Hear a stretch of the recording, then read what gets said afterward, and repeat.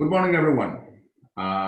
Today is August 27th, 2020, and we have the fourth webinar of the World Coffee Producers Forum. Welcome, everyone, and thank you for joining us from different parts of the world, especially from Africa, for this conversation about the coffee situation and what is being done about COVID and the future and the steps being taken and actions being taken to face the challenges of coffee producers and to stay for each of those origins to stay as relevant origins in the coffee market, bringing their very good quality coffee to consumers all over the world.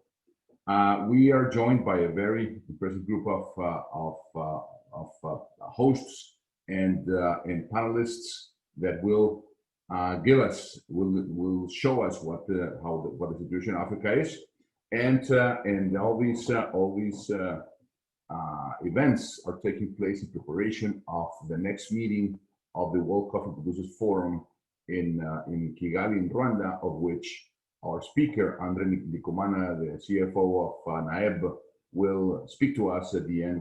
He will do the closing remarks, and he will announce, will tell us a little bit more about how the forum is being put in place already.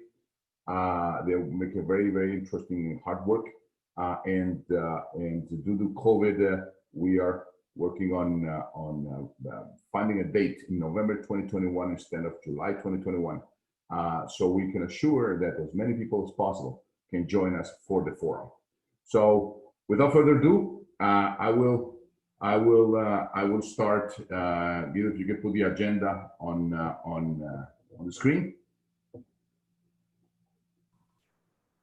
Without further ado, I will start the conversation. First, we're going to have our an introductory and welcoming words from our CEO Roberto Vélez from the Colombian Coffee Growers Federation, and we'll move to the program, starting with the general overview, 5 minutes each speaker, with Fred Kavuma, Secretary General of IACO, Sam Ghouton, who is the president of the Agence de Café Robusta d'Afrique et Madagascar, ACRAM. And then we move to Samuel Kamau, the ED of AFCA, and then we move to the ICO overview on Africa especially, but it's a global overview by José Sech from the ED from the International Coffee Organization.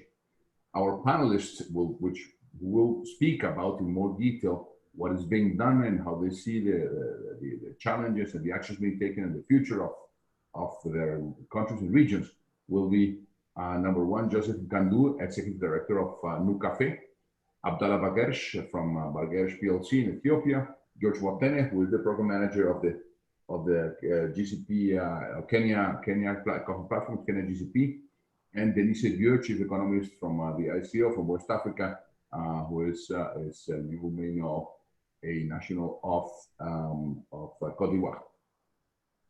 And then the closing remarks by Andre and Ndikumana, who will speak about the World Coffee Producers Forum. Each one of the hosts, the co-hosts, will have 5 minutes. The panelists will have 10 minutes each, and then we're going to have the closing remarks by Andre about the forum. We'll move into questions. If you want to make any questions, please put it in the chat or in the Q&A feature in the lower part of your screen. Put your questions there, and we will read them at the end, and we will have those questions answered. If you have a question addressed to someone specific, please put it there specifically to who your question is addressed. So thank you. Without further ado, Roberto, I'll give the floor to you.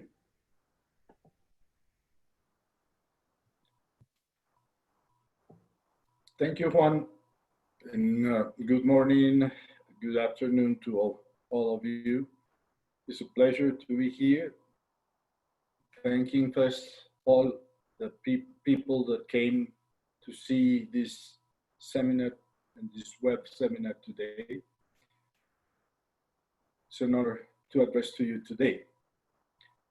Coffee growing was and has never been an easy task, but certainly this year has been twice as hard.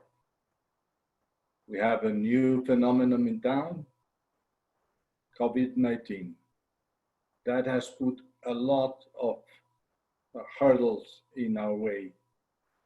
If I had to define what comes to my mind now, there are two words. One, uncertainties, and two, challenges. Coffee producing now is full of them. We have more questions than answers in our mind. Up until when we will be having the COVID-19? Will there be the vaccine? Are we going to be healthy? How can we avoid being infected? Us, our families, our villages, our towns. Can we sell our coffee? Can we pick our coffee? How will be the new market for coffee? How will the demand react to this COVID-19 situation? All these are questions, and all these are challenges that we will have to overcome to continue our activity. On the side of producing coffee, for us, for Colombia, has been a great deal of challenge. We, unlike two harvests in a year, we have passed all of them. We pick up 6. But when this all started in March in Colombia, we were sent to our house, each of us. We negotiated with the government that we were allowed to, the government allowed the coffee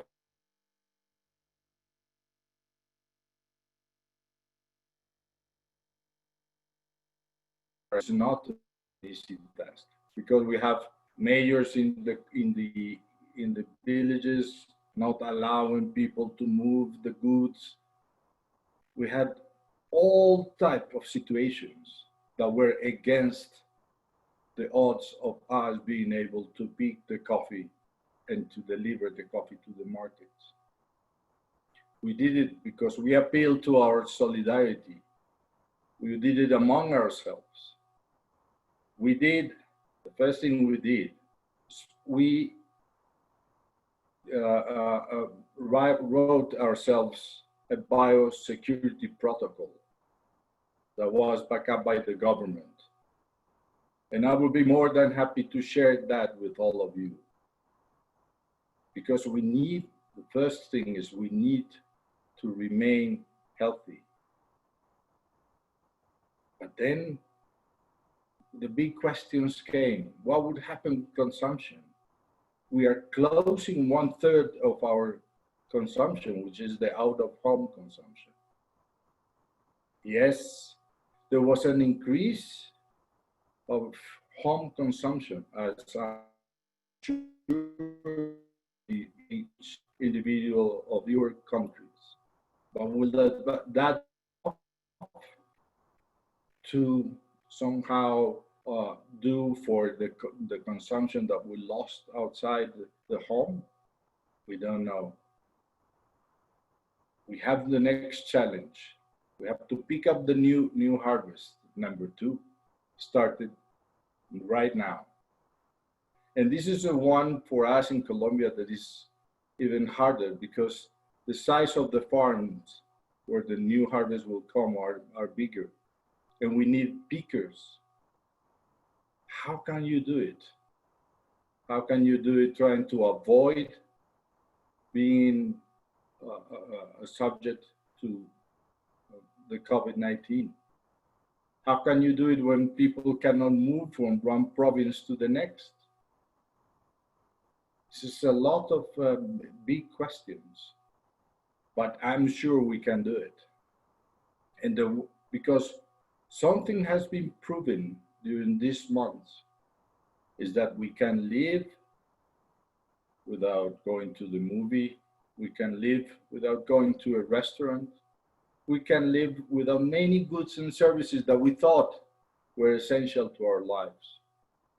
we went back to probably the essential goods, and one of them is coffee and food. So agriculture must move upward in the ladder of importance in each individual country and in the world as a whole. Thank you very much for being with us today. It's good to have all coffee producers together. This is what the World of Producers Forum is all about, joining forces, sharing experiences to be able to overcome all the threats in the future. Thank you very much. Back to you, Juan Esteban. Thank you very much. And let's move to Fred Kawuma, who's going to give us an overview of African General as ED of IACO. Fred, please.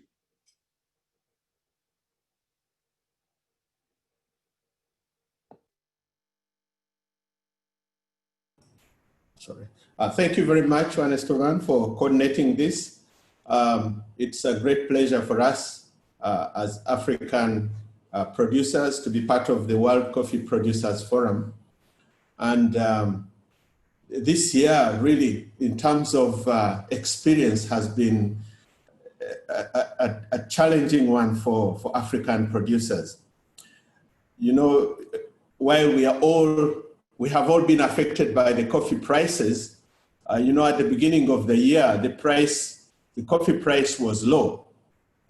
But the onset of COVID made things even worse because the restrictions in movement in our different countries increased the costs of operation because the factories in different countries, you know, could not operate at their full capacity, and the movement of the goods also had a lot of restrictions. So these increased costs have added to the already high cost of operation for many of our people across the continent. And then we have also seen that the COVID-19 actually reinforced a downward trend in terms of prices that some of the farmers were receiving in some of the countries, because again, the operators were having very high costs. The people who are going out to buy the coffee were incurring high costs, and then the farmers ended up getting a lower price in many of the cases. Some of the cases, we got reports that the farmers' price was not very much affected, but in many cases, farmers' prices were greatly affected, have been greatly affected. Of course, we also have, just like Colombia, we have two seasons in some of the countries. You have a minor season, then you have a major season. So now we see that all the seasons, all the coffee picking seasons are affected by this COVID-19. The other thing that we have seen across Africa is the reduction in consumption, because we're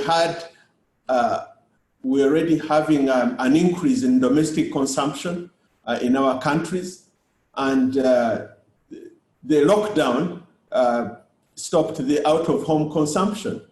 So people did not have much of that culture of consuming the coffee at home. They were going out to consume, you know, in social events.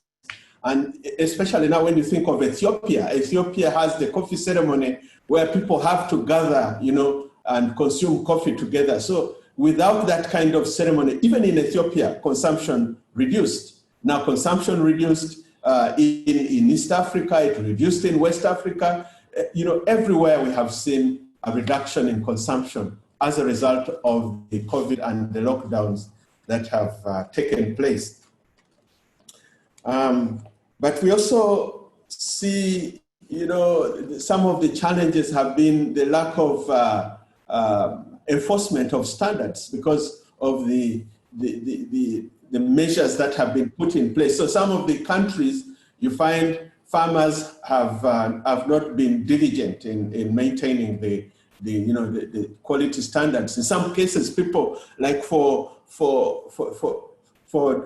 dry processed coffee. Some people would go and pick unripe cherries, and this has also affected the quality in some of the cases.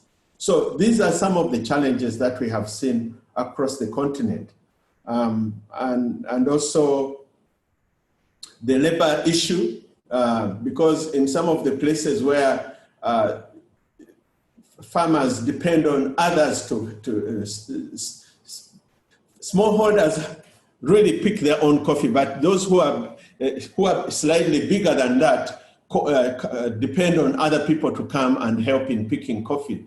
And that was disrupted, and that is true in many of the African producing countries. So we also have seen that unemployment has gone up because the young people have been deriving a lot of employment in the coffee value chain. So the disruptions have caused higher unemployment, and this is of concern. And also, of course, even the women. The women are greatly employed in the coffee factories, and this disruption has affected incomes of all these people, not mentioning the farmers themselves whose income has gone down. So what we are trying to do from the continental perspective as AYACO is to see how we can work with partners to address these issues. And we are working with ICO, with CABI, and also the African Union to see how we can draw in the partners to support us in addressing the issue of resilience, because African farmers now need to be more resilient. And that is a key issue, addressing the issue of living income, addressing the issue of food security, which is very critical amongst the producers. So I think maybe I can leave it at that, and the others will give in the specific details relating to the countries, different countries. Thank you very much. Thank you, Fred. Thank you very much for your overview. Let's move to Ghouton, who's going to show us a presentation on West Africa and view as the president of ACRAM. I will be translating currently. Thank you. I want to do my presentation in French for the translation. Is okay now? Do you hear me now? Yes. Yes. Okay. I would suggest that speak short, so Pedro can take his notes and be translating. Okay. Okay. Thank you. Thank you very much. Good morning. Good morning to all. Morning. Bien. Donc, je vais faire ma présentation en français. Donc, je vais vous donner connaissance de l'analyse conjoncturelle du secteur du café et de la crème dans le contexte de la crise sanitaire COVID-19. Bon. Hi, I want to speak, I'm just speaking French to you guys. I want to give you my analysis of the situation facing Central and Western Africa, namely in the coffee producing sector in the face of the COVID-19 crisis. Donc, au-delà de l'aspect sanitaire de la pandémie, il y a eu de très lourdes conséquences économiques. Quand je prends l'exemple de la Banque mondiale, cette crise va normalement entraîner une vraie récession des économies de l'Afrique subsaharienne, une première depuis plus de 20 ans en raison de la chute du produit intérieur brut et de ses principaux partenaires que sont la Chine, l'Union européenne et les États-Unis. On top of the health aspect, the COVID-19 pandemic has had some significant economic consequences.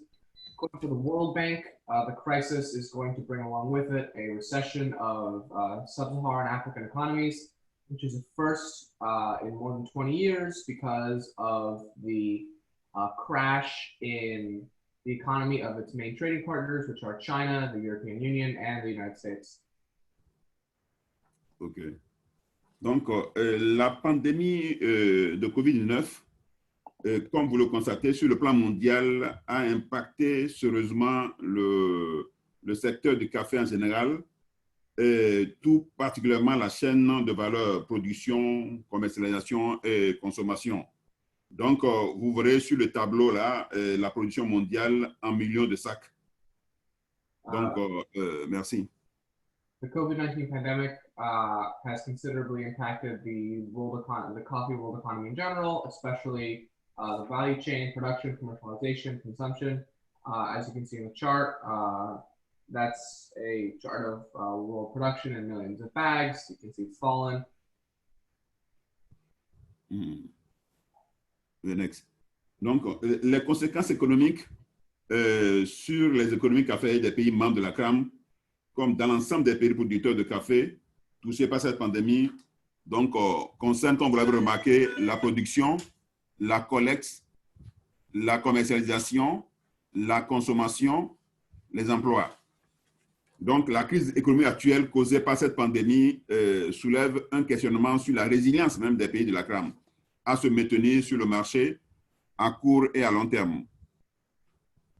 The economic consequences related to COVID-19 on the economies, on the coffee-producing economies of the member countries of ACRAM, specifically in the coffee-growing economy, concern production, harvest, commercialization, consumption, and employment.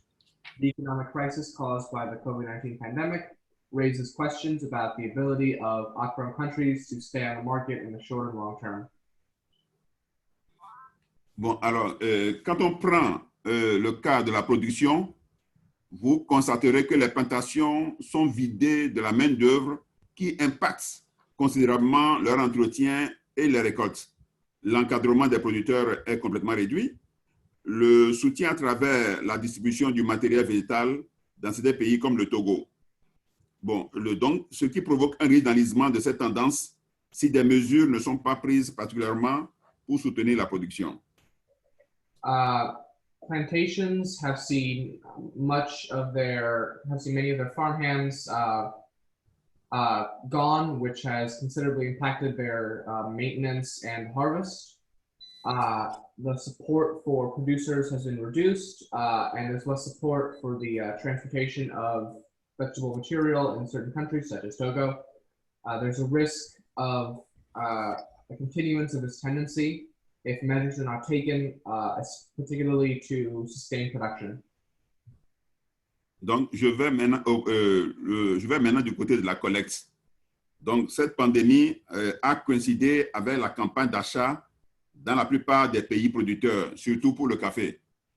Les structures publiques et privées de collecte de café n'ont pas pu accéder à temps à tous les producteurs dans certaines zones compte tenu des mesures barrières.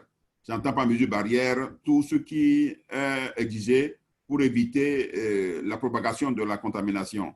Plusieurs producteurs se retrouvent ainsi avec des sortes de café non vendus. The COVID-19 pandemic has coincided with the buying campaign in most producing countries, especially for coffee. The public and private structures of the coffee harvest have not been able to reach all producers in certain zones, given the protective measures, by which I mean, the health measures taken to cordon off certain people and zones. As such, many producers have found themselves with large stocks of unsold coffee. Donc, troisièmement, je vois déjà du côté de la commercialisation et la volatilité des prix.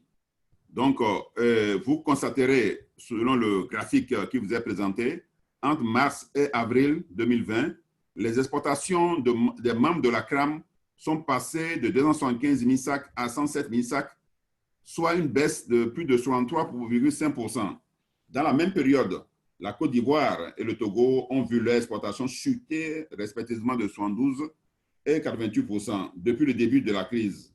Le Cameroun, par exemple, a enregistré une importante chute de ses exportations, estimée à 80% selon le Conseil interprofessionnel du café et du cacao.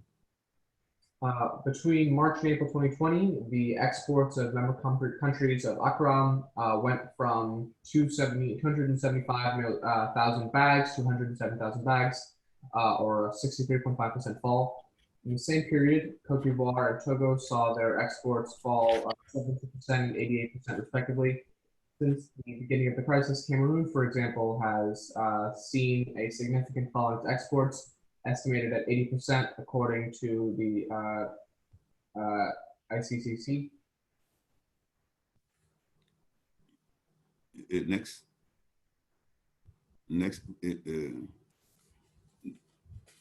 Donc, quand on parle de la commercialisation et la volatilité des prix, sur les 6 premiers mois de 2020, les prix Robusta ont été de moins de 16% qu'en 2019 pour la même période.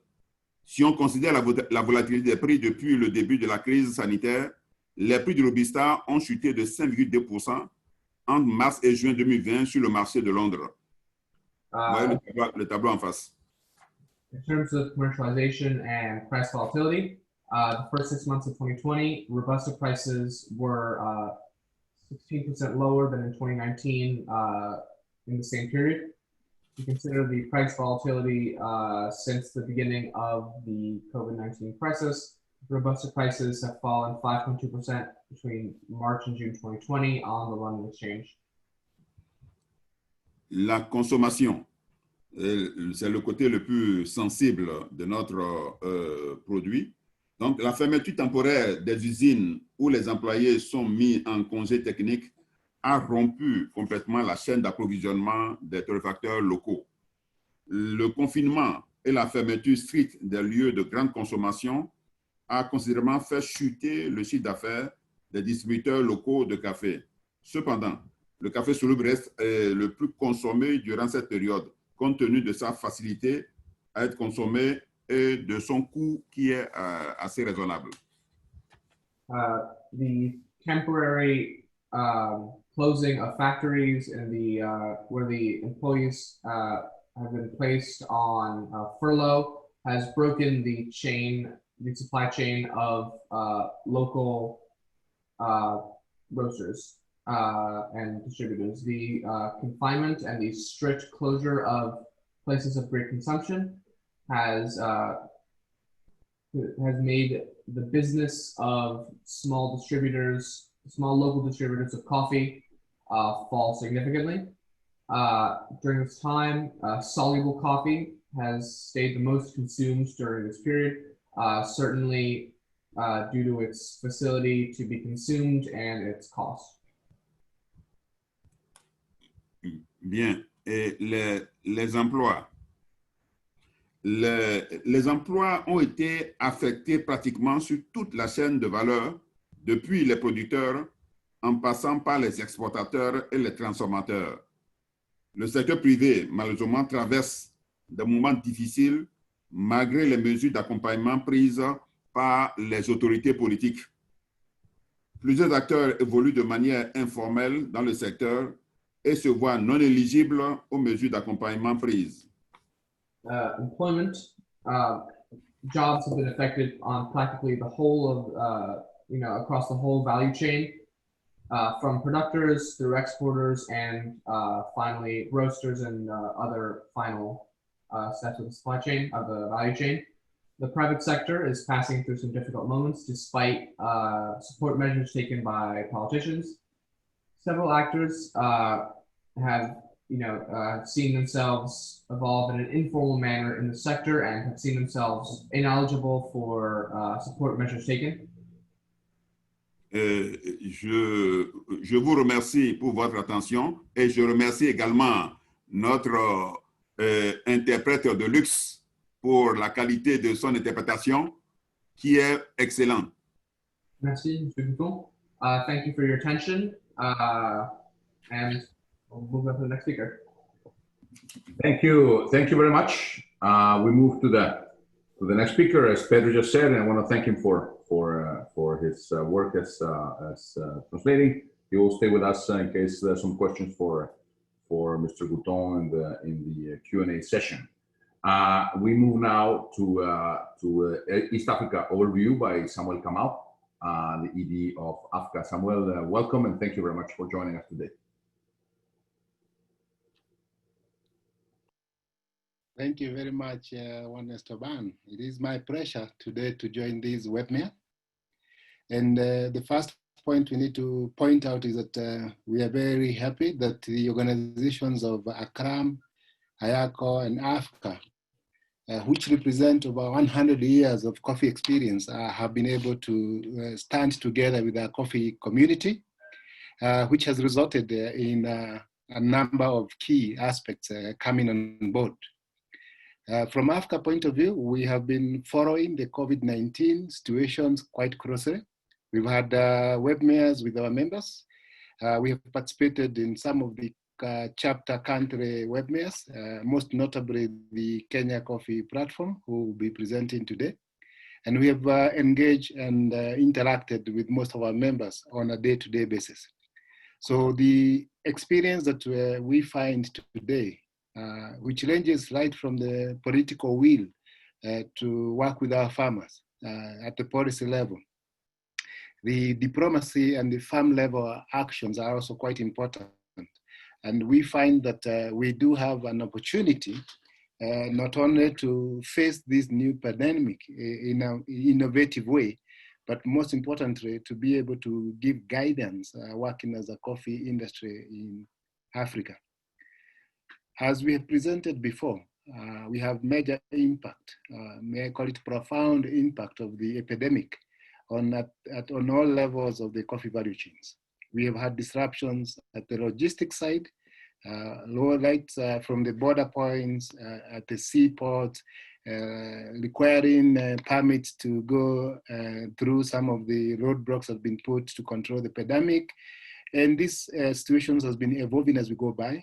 Most of you are aware of the various challenges we've been going through throughout. I would say that the most important change has happened at the marketing level.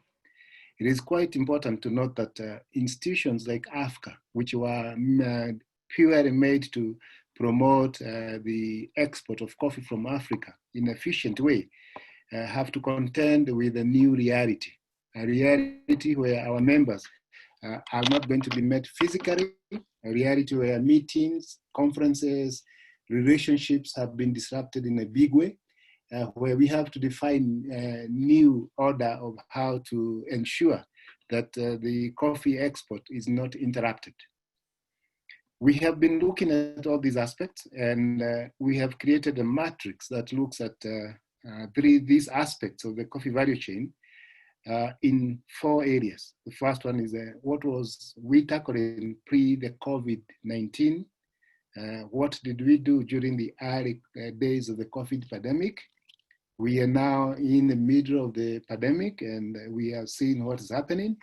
But most importantly, what is our expectations for the longer term on the coffee industry? We will not forget that pre the COVID era, we already had many challenges to tackle. Challenges of prices that are below the cost of production, challenges to deal with climate change and its impact, challenges on our aged farmers and the lack of youth or the inability to get youth to participate. We have challenges in the cooperative movements where they are there. We have policy gaps that needs to be addressed. And of course, most importantly, and one of the key aspects that really needs to be paid attention to, we have challenges in financing. Most of these other items have been spoken about, but may I spend a few minutes to look at the challenges of finance and why it is close at heart. I know that IACO is working on this critically, but we believe strongly that we need to rally the community to look at the financing challenge. All of us in the coffee industry are aware that finance is very critical at each level of the coffee value chain, but it becomes even more important to the farm level. We are all aware that the coffee cycle, by its very nature, has long periods between when we harvest the coffee, the next harvest, and when we sell the last coffee, when are we going to sell the next coffee? There is a natural gap there, which means that we need special interactions. We have seen that the internal resources, both at the company's level and the farmer level, the internal resources are quite few. But the external resources come with a host of issues that we must tackle. You need to be registered. We have issues of your ability to repay and all that. And COVID-19 has accelerated this problem. The problem is much, much bigger now. Why? Each of the items we used to look at before has become even more urgent today. But we find that these issues are not now being tackled in the right way. Why do we say it's not the right way? We have lesser and lesser attention paid to the price that's going to the farmers, the lack of financing, the lack of youth in most of our producing. We should not lose sight of these key aspects that we are looking at. And we have started a matrix that keeps these key parameters in check, even as we start to ask ourselves, what did the COVID-19 pandemic bring on board? As stated, it has added to the uncertainty and the challenges that our farmers are facing in all aspects, and we'll be discussing some of them here. But also it has also added in terms of the cost of doing business in coffee, in terms of labor cost, as we will hear, in terms of transport, missing the shipping lines that were supposed to be coming. All these are costs that must be borne ultimately by the farmer and the price the farmer gets. But also of a great impact is the emerging issue of how are we going to market the coffees. Today we are doing okay. Is that going to be the case next year when the East African coffees will be in full harvest? What are we seeing when we look beyond, and what measures should we put in place now that we are not able to meet our buyers face to face?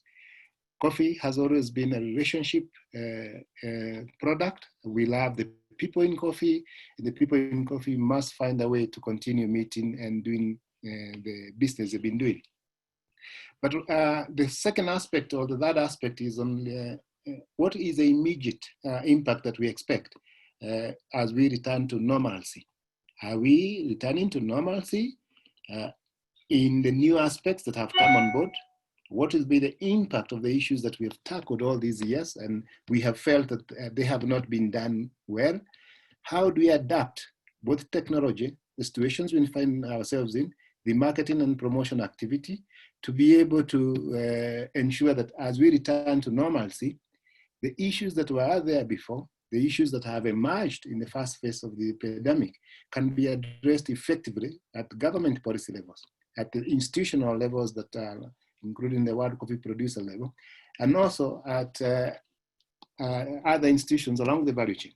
It is important that we define this. Longer term, there's a danger. For now, it has not been well classified, but there's a danger that the coffee production in African countries will definitely go down. What is driving this danger? The alternative use of land to cater for the immediate needs of the family, the expansions of estates, cities into the farming land, the lack of interest from the youth, all point to a decline into how much coffee will be available. So we must find strategies that not only looks at the current situation we find it, but also puts in place measures that will enable us in the longer term be able to overcome what we find coming here. Having said that, Africa is looking at a number of strategies that need to be worked on quite clearly. The first strategy is what we are working under the Inter-Africa Coffee Trade, domestic consumption.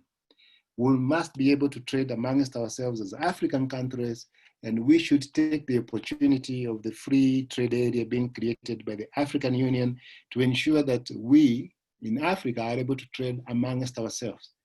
We are sure that most of the countries in the in the north of Africa and south of Africa do provide alternative market.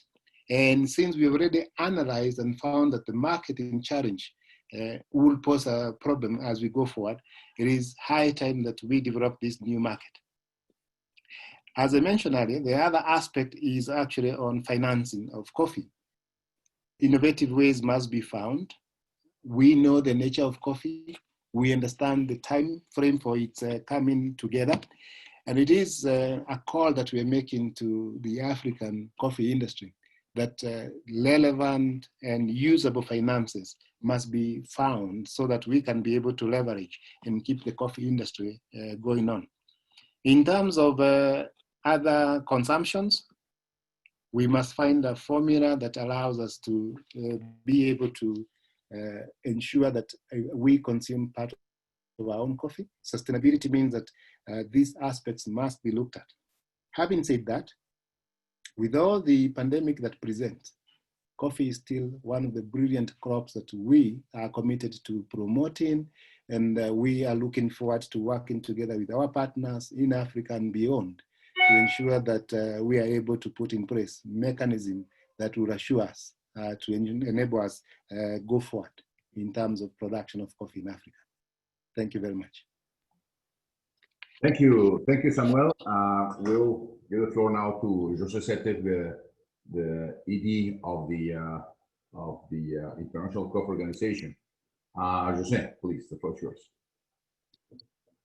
Thank you, Juan. First, let me thank you and all the organizers for this very kind invitation to join you in this important event today. I will divide my intervention into three parts.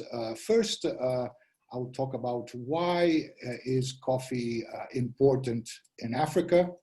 Then I'll take a quick look at the impact of the pandemic, both on the production side and on demand.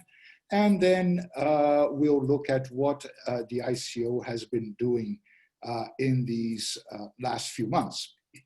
Now, why is African coffee so important? First, Africa has the highest number of coffee producing countries in the world. We count 25. Many of these are least developed countries and among the poorest in the world. So coffee has an important development aspect to contribute to their improvement. The rural population in Africa is still higher than urban, and poverty is deeply rooted in rural communities. So in all, supporting the African coffee sector is a major contribution to the United Nations Sustainable Development Goals. At the ICO, one of our main tasks is to be a neutral source of information and analysis of the world coffee sector.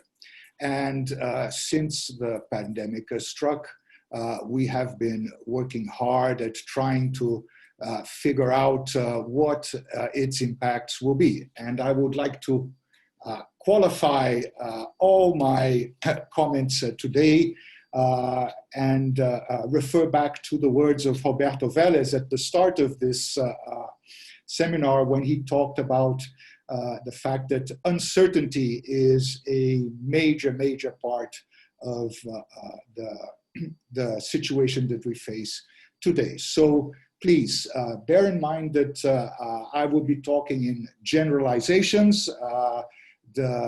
What I say may not apply equally to all countries, and also that the situation is still evolving and that we have to be cautious about projecting forward. Now, first, let's talk about the producing side. And in these months right now, this accounts for about 50% of the world's coffee harvest, mainly in Brazil, but also the fly crop in Colombia, Peru. So my words will apply mainly to these countries. And what have we seen at the producer level? In some of the countries, there is a dependency on migrant labor.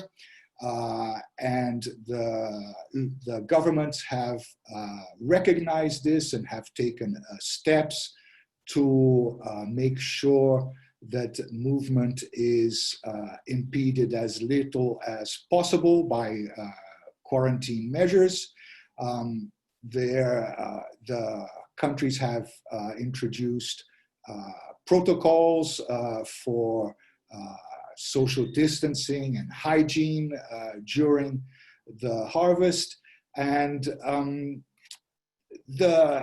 this seems to have worked out reasonably well.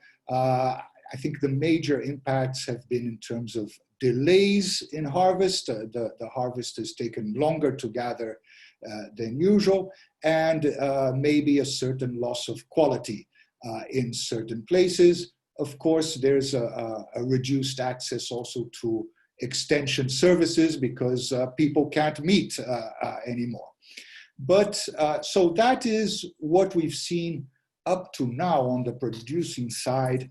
But let's all remind ourselves that that is about 50% of the world's crop, and that the other 50% will be harvested in the last quarter of the year and early next year. So we will have to look carefully at what happens going forward, especially in Asia, as to the impact of the pandemic on the harvest. With regard to the supply chain, Sami noted the question of finance and access to credit. That is certainly a problem that has been noted by many. Most mills and transportation networks are working more or less normally with precautions. Certain bottlenecks at the ports, the stuffing of containers is not totally normal, but things are more or less working. Now, that is on the producing country side of things. Let's move now to the demand side. And here, I think our great hope, our great ally, is the fact that demand for coffee is very inelastic, and that people are always up for a cup of coffee. As people would like to say, coffee is an affordable luxury. So even when times are bad and people are maybe not making as much money as they normally do, they still like to drink their coffee. But the scale of this crisis is a bit unprecedented. We don't know where we will go. Much will depend on the duration and shape of the recession we are going through, whether it's a V-shaped recession or a U-shaped recession. We still don't know. There are aspects that we can already see. The first is the question of the large drop in out-of-home consumption. And this has been partly offset by a rise in in-home consumption, but we don't have any firm numbers on this yet. But the rise in at-home consumption is unlikely to fully compensate the loss of out-of-home consumption.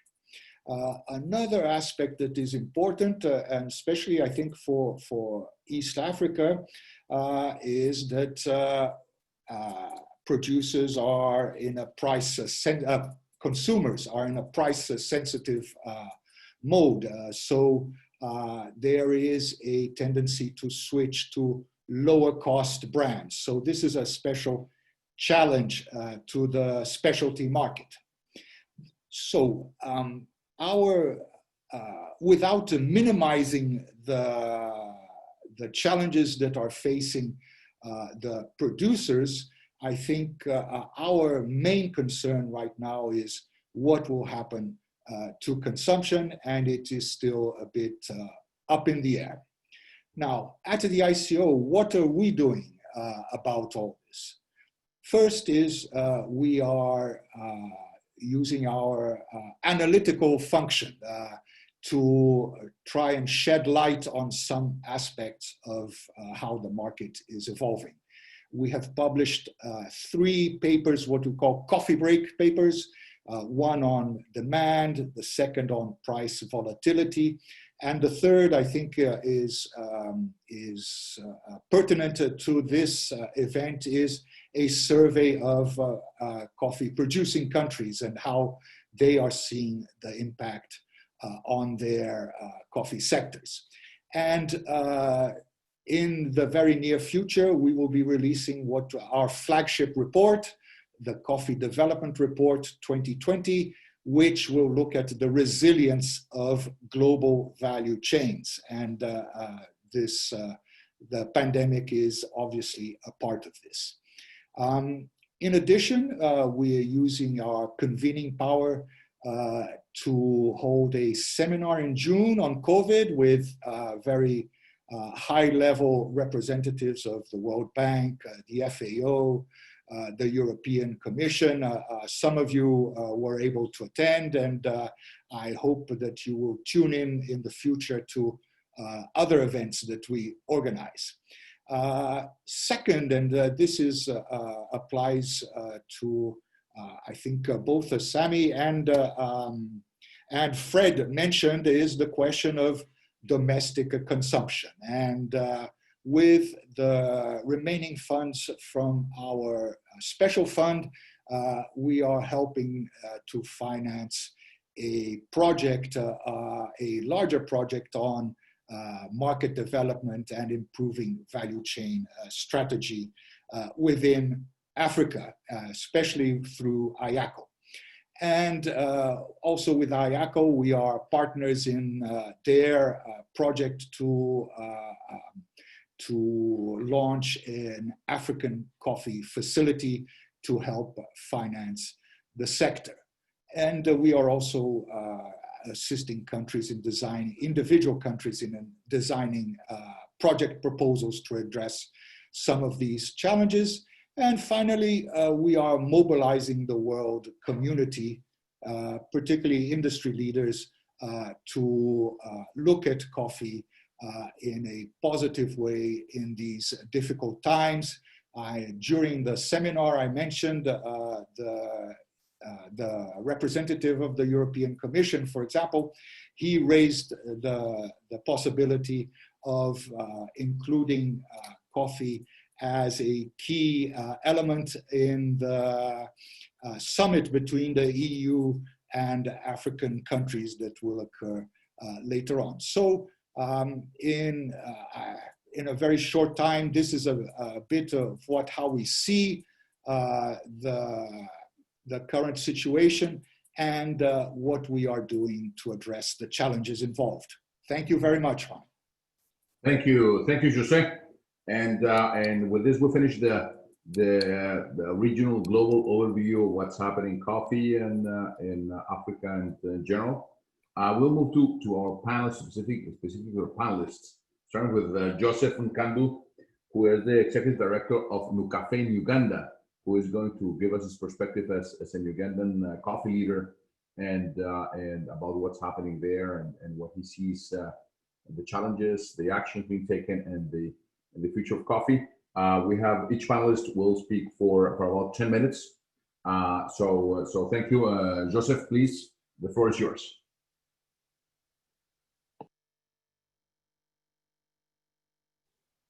Hello, thank you very much. I'll go straight to the point.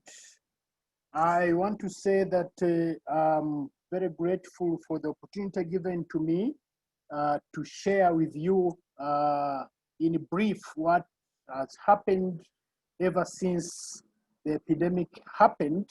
And most of it really is common even to other places where most of the speakers, have mentioned.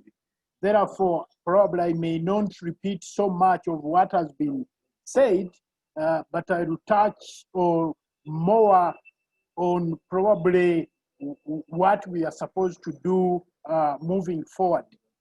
Now, most of the speakers have, talked about the impact this pandemic has created.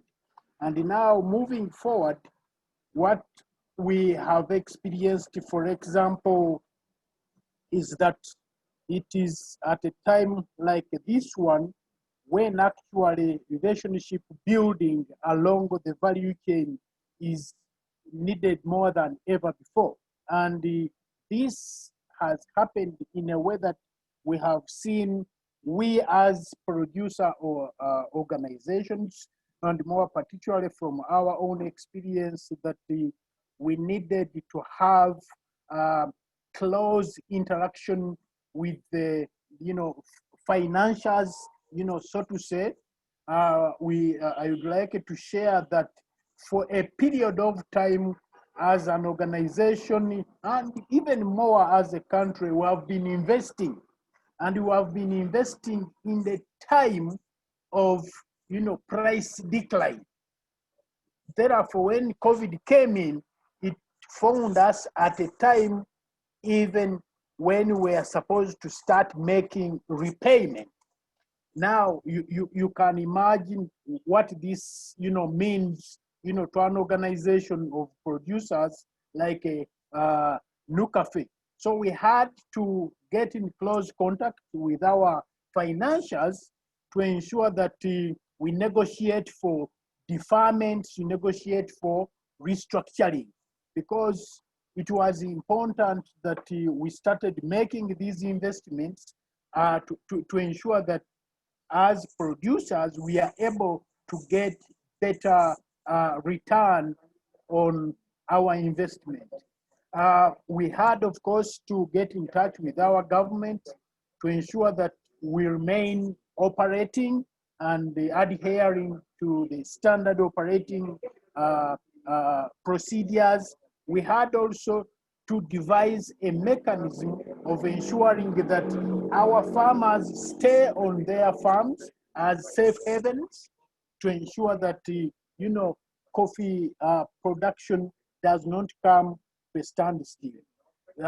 Therefore, we as an organization, now we are saying that these kind of times, which I want to summarize as VUCA times, where VUCA is volatility, U is uncertainty, C is the complex situation, and A, ambiguity, is going to be the normal.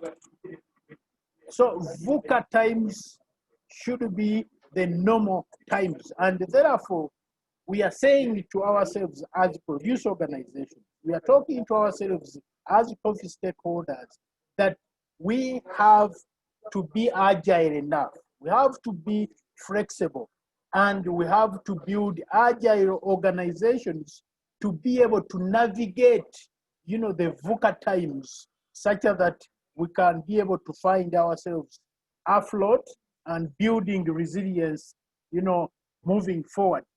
We needed also to embrace, technology to ensure that we remain in touch with our customers. For example, our customers, we had built a track record of working closely and selling coffee to roasters in Europe, and which roasters, operate along coffee cafes, within Europe. But all these, closed at a certain time, more in Italy, as you know very well.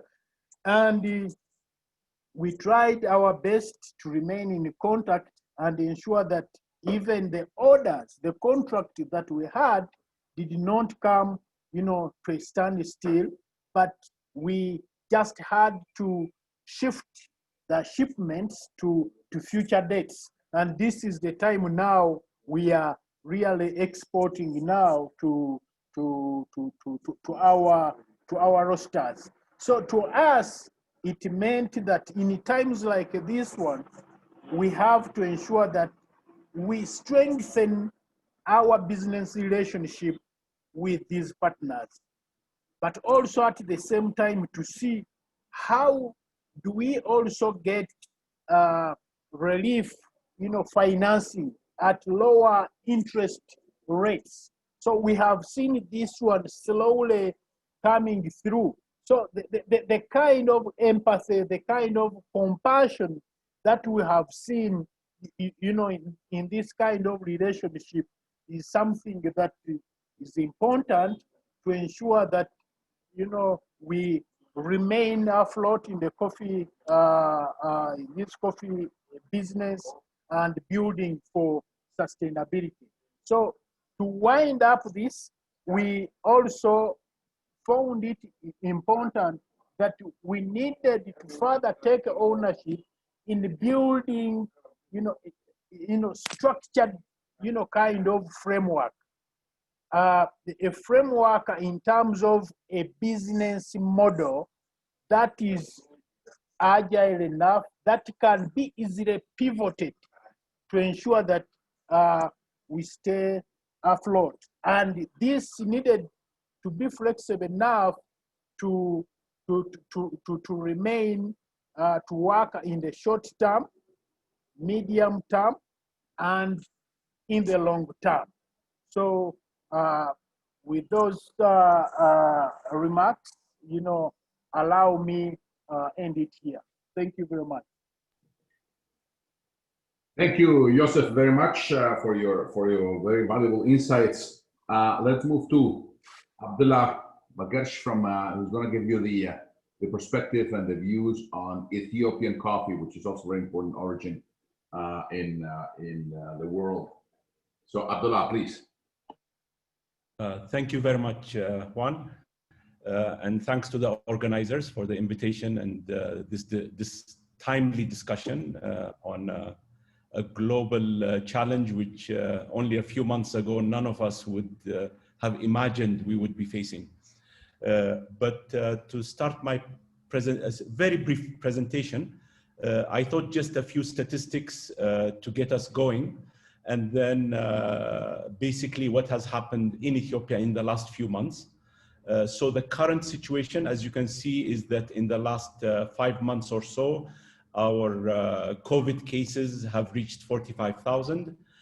Deaths are about 700, and the recovered are 16,000. So looking at these numbers, I think everyone is now on a daily basis following what's going on in which country and what the numbers are and so on. We also have been comparing our numbers to other countries. And so far, we're keeping our fingers crossed that the increase will not dramatically escalate. And we are a bit heartened by the fact that our death rates are still quite low. And there's all kinds of theories of why that is happening, but that's for the experts to talk about. But coming to coffee, our coffee season, which is, or let's say fiscal government fiscal year, is from July to June. And in that last 1 year, which recently ended, we have pleasantly been surprised that the coffee has achieved quite a good performance. We exported a record volume. It's the highest ever exported from Ethiopia, of 271,000 tons for an income of about $850 million. So looking at these numbers, there's already some questions by the viewers in this presentation is why could we increase the volume, and how could we achieve this in a year when there was so much concern about the effect of COVID. So I think in about 4 or 5 months ago, the stakeholders and our government called several meetings to look at how the exports would be affected by this challenge.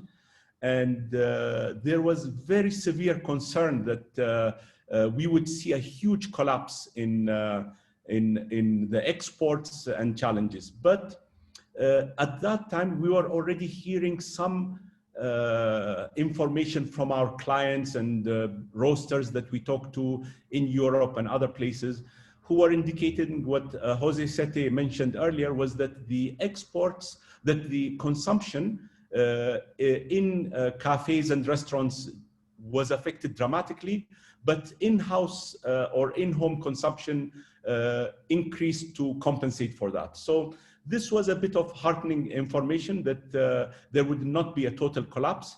And the other factor is that we also saw a big, maybe in a sense, some of the big roasters overbuying at the early part of the year in fear that maybe the flow of coffee would be affected. And so maybe we saw a bit of that also going on. But looking at our volume and where most of our coffees go, we have more than 70 or 80 buying countries buying from Ethiopia. But I put here the list of the top 10 importing countries, and they're Germany, Saudi Arabia, USA, Japan, Belgium, South Korea, Italy, France, Sudan, and Taiwan. So for this year, these represented the top 10 countries importing Ethiopian coffees. And they represent 70% of the volume with 85% of the value. So looking at these countries, some of them were seriously affected by COVID.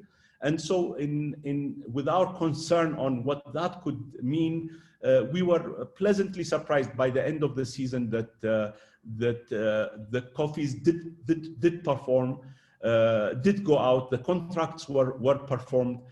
There was a lot of challenges like delays, and there were absolutely some cancellations. So that did affect, but still at the end, we achieved this performance. So on my next slide, I'm showing some of the things that we saw from the government, because basically this challenge and this threat to the world safety and economies really had to be responded in a global way by governments. And what we saw in Ethiopia was a huge rallying by the private sector with the government to support all efforts in trying to stem this challenge. And I would say some of the first steps was already by the beginning of the visibility of this crisis. We were seeing huge efforts by the government in education, in awareness, in instilling safety measures. And we were fortunate that our fellow citizens were quick to understand the threat. We even had churches and mosques making special prayers at the beginning of the corona crisis to help divine intervention to keep the country safe and the world safe. But then the other, and there were even some minor lockdown situations.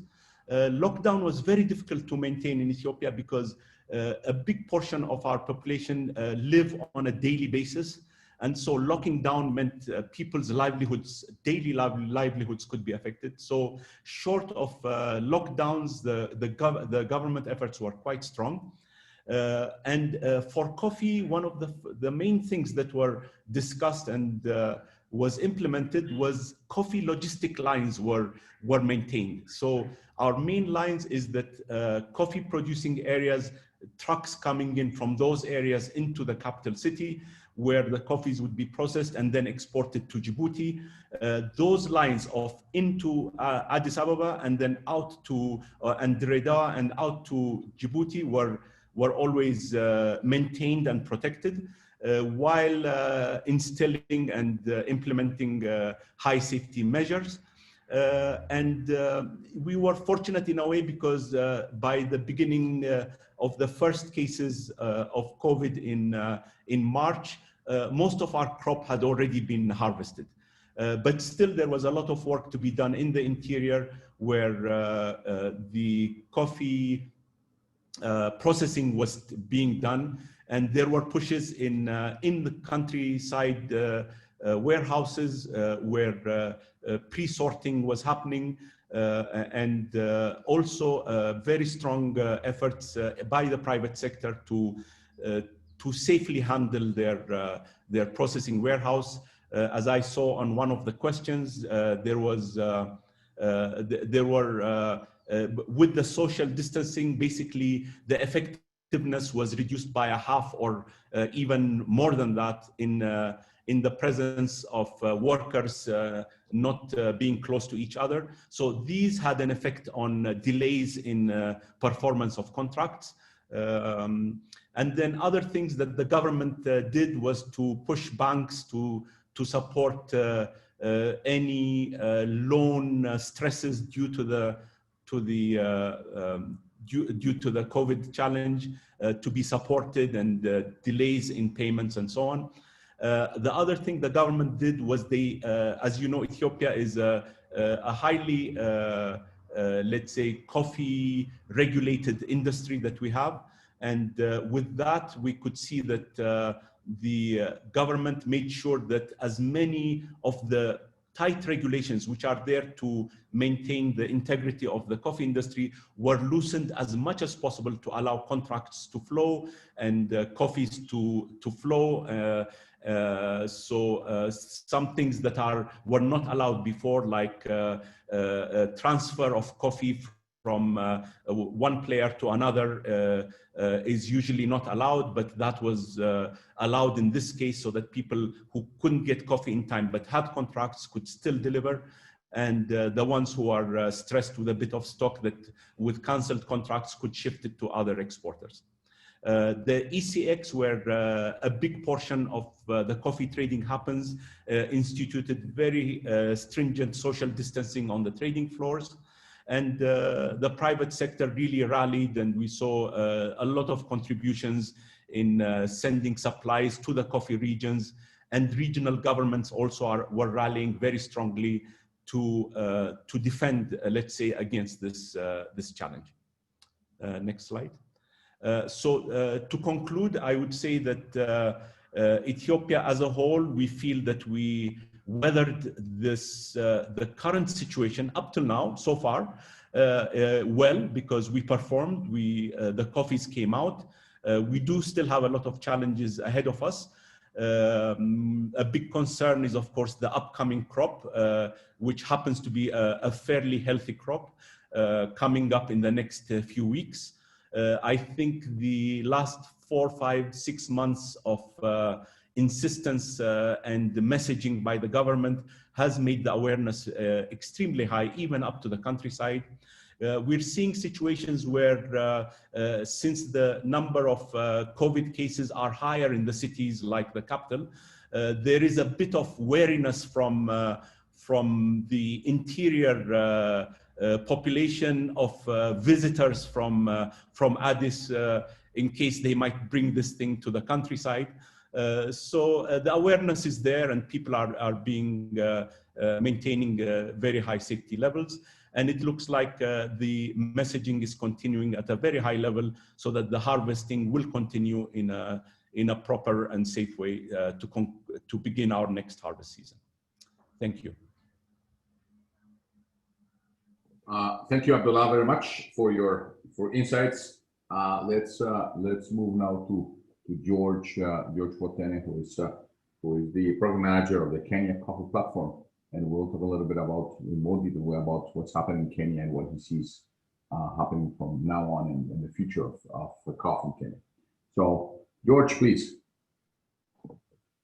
Thank you very much, Juan, and good afternoon to all of you in East Africa, and good morning to the rest of us in West and even much further. Today we'll be talking about, what has been happening in Kenya. As soon as my screen goes on, then I'll be able to share some of those things in a bit more detail. But before COVID, in our country, we already had other challenges, and we had another curve that we were already dealing with, which is the curve of our production being low. So you can imagine, just before COVID came in March, we were already trying to deal with how we were going to change that curve much on a different direction. Next. And just maybe to put the background of where, the Kenya Coffee Platform comes in this discussion. So the Kenya Coffee Platform is mainly a platform of Kenyan coffee stakeholders.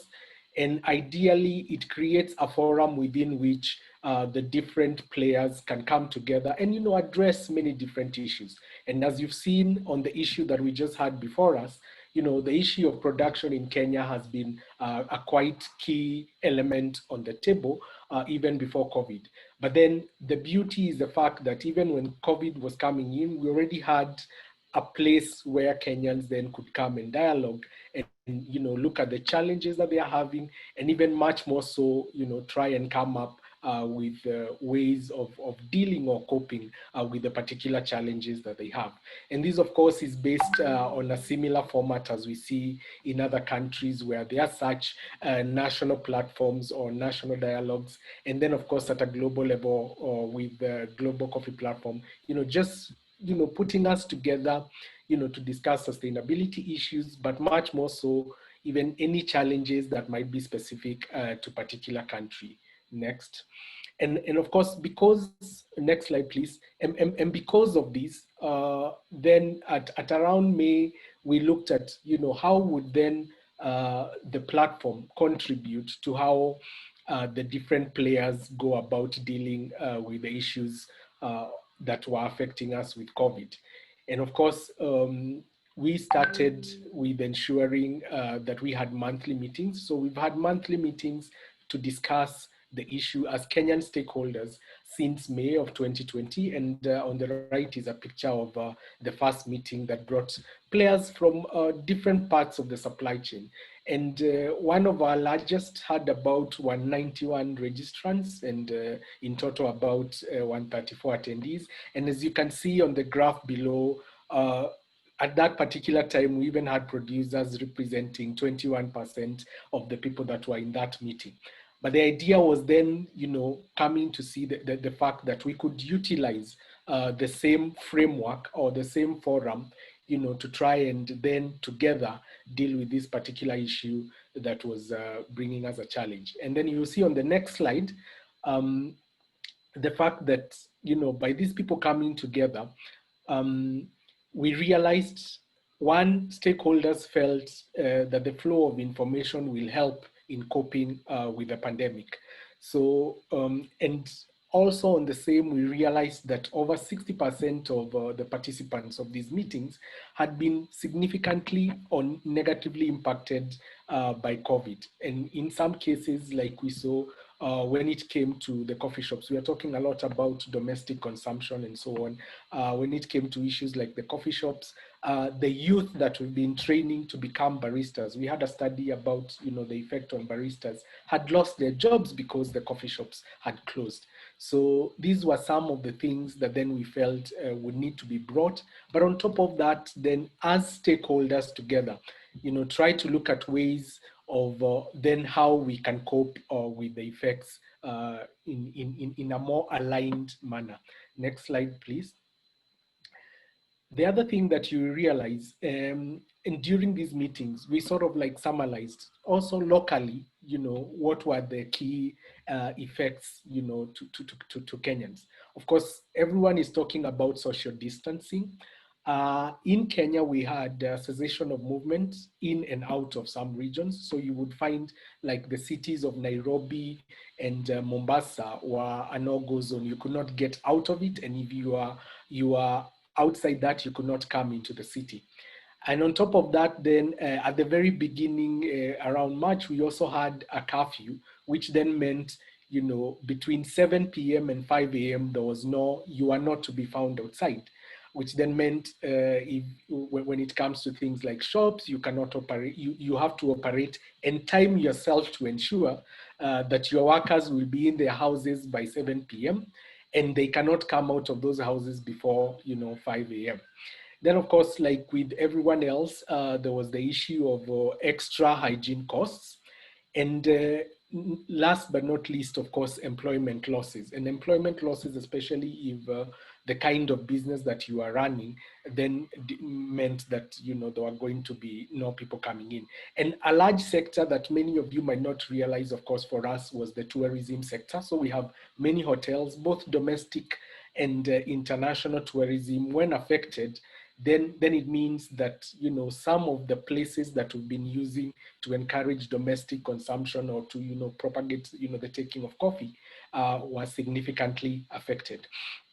And then, of course, the first COVID cases were confirmed at the beginning of our what we call the fry season, or the smaller season, which then meant then there were going to be significant challenges in how those areas that were peaking at that particular time were responding. Next slide, please. So out of those discussions, we were able, you know, to put together how each of those key effects, you know, was affecting the different stakeholder types. And I will just rush through it, you know, picking out some of the key ones. So like, for instance, the issue of social distancing was largely affecting, of course, the labor costs. The technical assistance was also affected. Like you saw, our curve is down, so we have a lot of technical assistance going on to try and move the production curve, not the COVID curve, back up. And then, of course, Kenya as a country that relies a lot on the cooperative movement, then of course issues to do with the farmer organization governance were also affected, because then people are not able to meet, for instance, for the farmer organization AGM. Then cessation of movement, of course, affected cross-county labor, because you have some farms that then depend on labor from another county, and if there is no movement between those counties, then it also means that labor was affected. Then there were issues like, you know, picking time and processing time, which then was reduced, because if people have to be back in their houses by 7 p.m. and they cannot get out of their houses by 5 a.m., it also means that as a farmer, then if people are picking, you have to release them earlier. But again, you also have to ensure you still pay them. If you're processing, and for those of you that know how we process in Kenya, most of the picking goes on during the day, and then it's processed later in the evening, just to ensure that, you know, we give you the high quality of coffee that we do. But then if the places have to be closed by 7, then it meant you pick half the day, process, and ensure everything is done before 7 and people are back home. On issues of trade, we had, of course, most of our coffee either is directly sold or particularly sold through the Nairobi Coffee Exchange. Again, with social distancing, it meant we have a place where people meet and they press the button, and the highest bidder takes the coffee. But then now they couldn't meet because of such particular issue.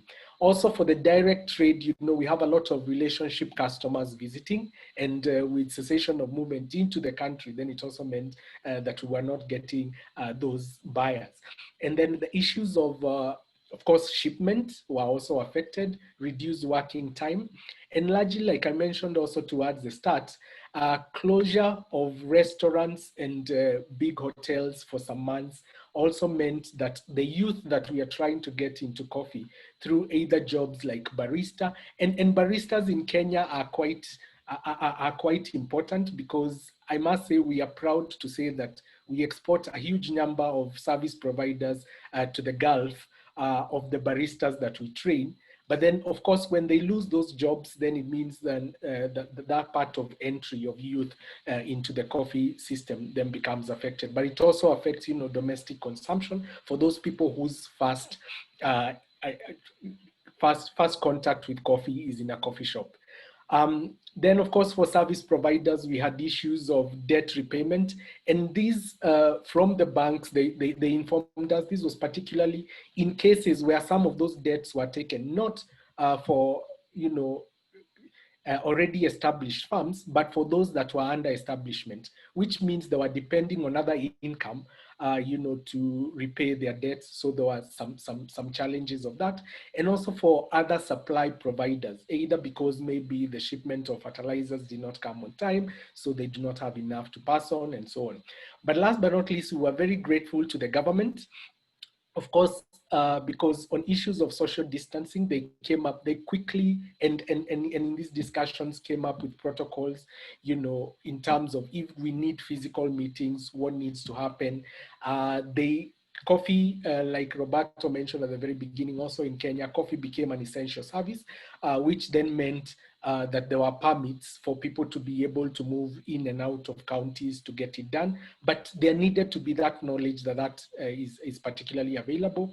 Then, of course, the county governments, some county governments were very open for discussion into increasing processing time and ensuring that those that are producing in those countries are able to get their coffee processed, but also on issues of hygiene, which was a new cost. And it's not that we were not hygienic before, but there was the extra cost of, you know, masks, sanitizers that we've not had before.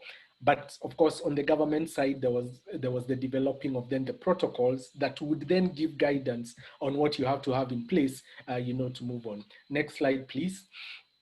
And so the way forward, of course, our coffee year is closing, and we think the real numbers and being able to compare that with what has happened in the previous years are going to come up in the next you know, few months. So the real effect will be demonstrated.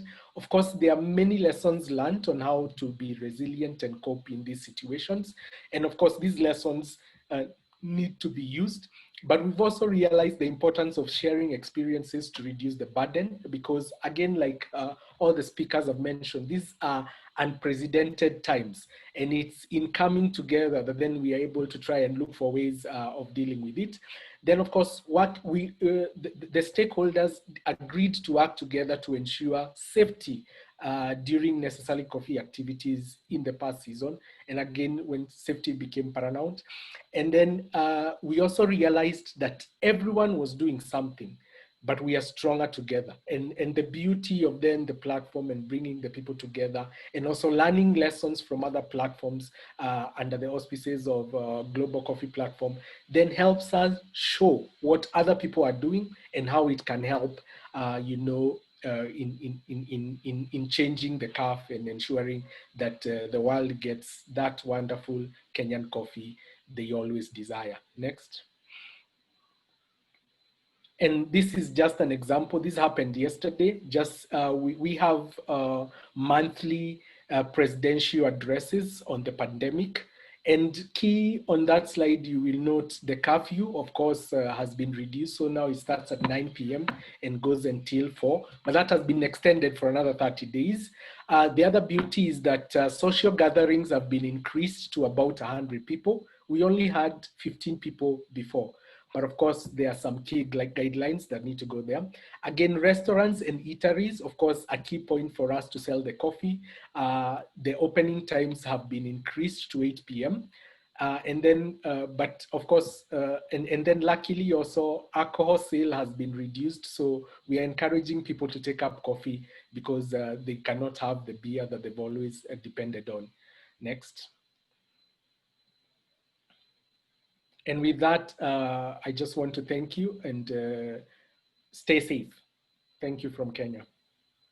Thank you, George, very much. Now we're going to have Denise Vieux, who is the chief economist of the ICO, who's going to speak about the situation, particularly in West Africa.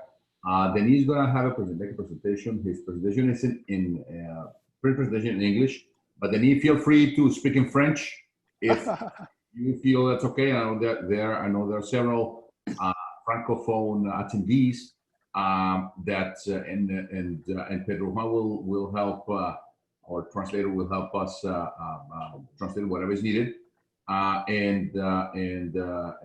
So Denis, the floor is yours. Feel free again to speak in French. Thank you, Juan. Even I can speak Spanish. We do hablar in Spanish. So I will speak in English to facilitate things. What I will say is my work now is easy because most of the speakers have covered already the problems of COVID, the impact on most of the coffee producing countries in Africa. What I will say is even before COVID, coffee sector in Africa faced huge challenges throughout the entire value chain. But regarding COVID, particularly coming from the main coffee producing province in Côte d'Ivoire, I had an opportunity to monitor this situation.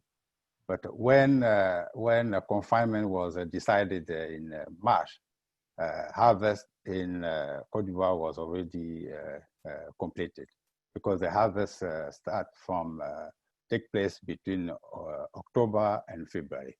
But what was the issue, serious issue, was a disruption in transport and logistics.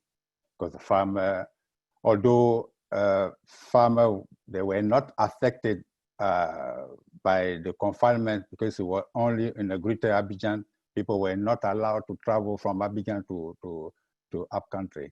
So that means there were no traders coming to buy coffee from farmers. So farmers were stockpiling. But the worry now is for the next harvest coming in October.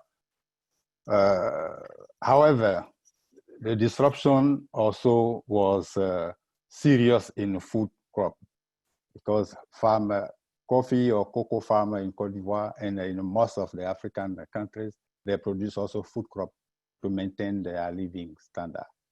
So because of confinement and interdiction of transport, movement from capital, from the main city to rural area, so those food after consumption, most of them was in waste. So, but my intervention will be more about how to address this situation, because the challenges were there before COVID, and the COVID pandemic has exacerbated these existing challenges. So, next slide, please.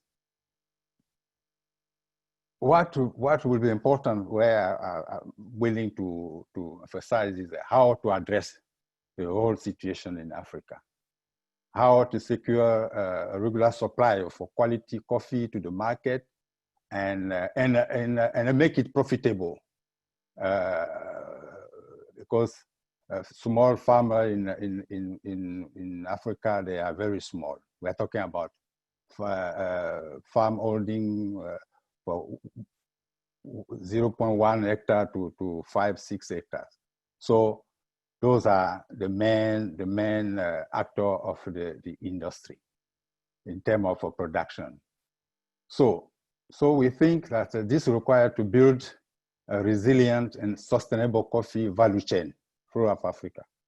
So the question is how sustainable coffee sector is in Africa, and how to build its resilience to any disruption, including pandemic or low coffee price. Those are also disruption. Next. So to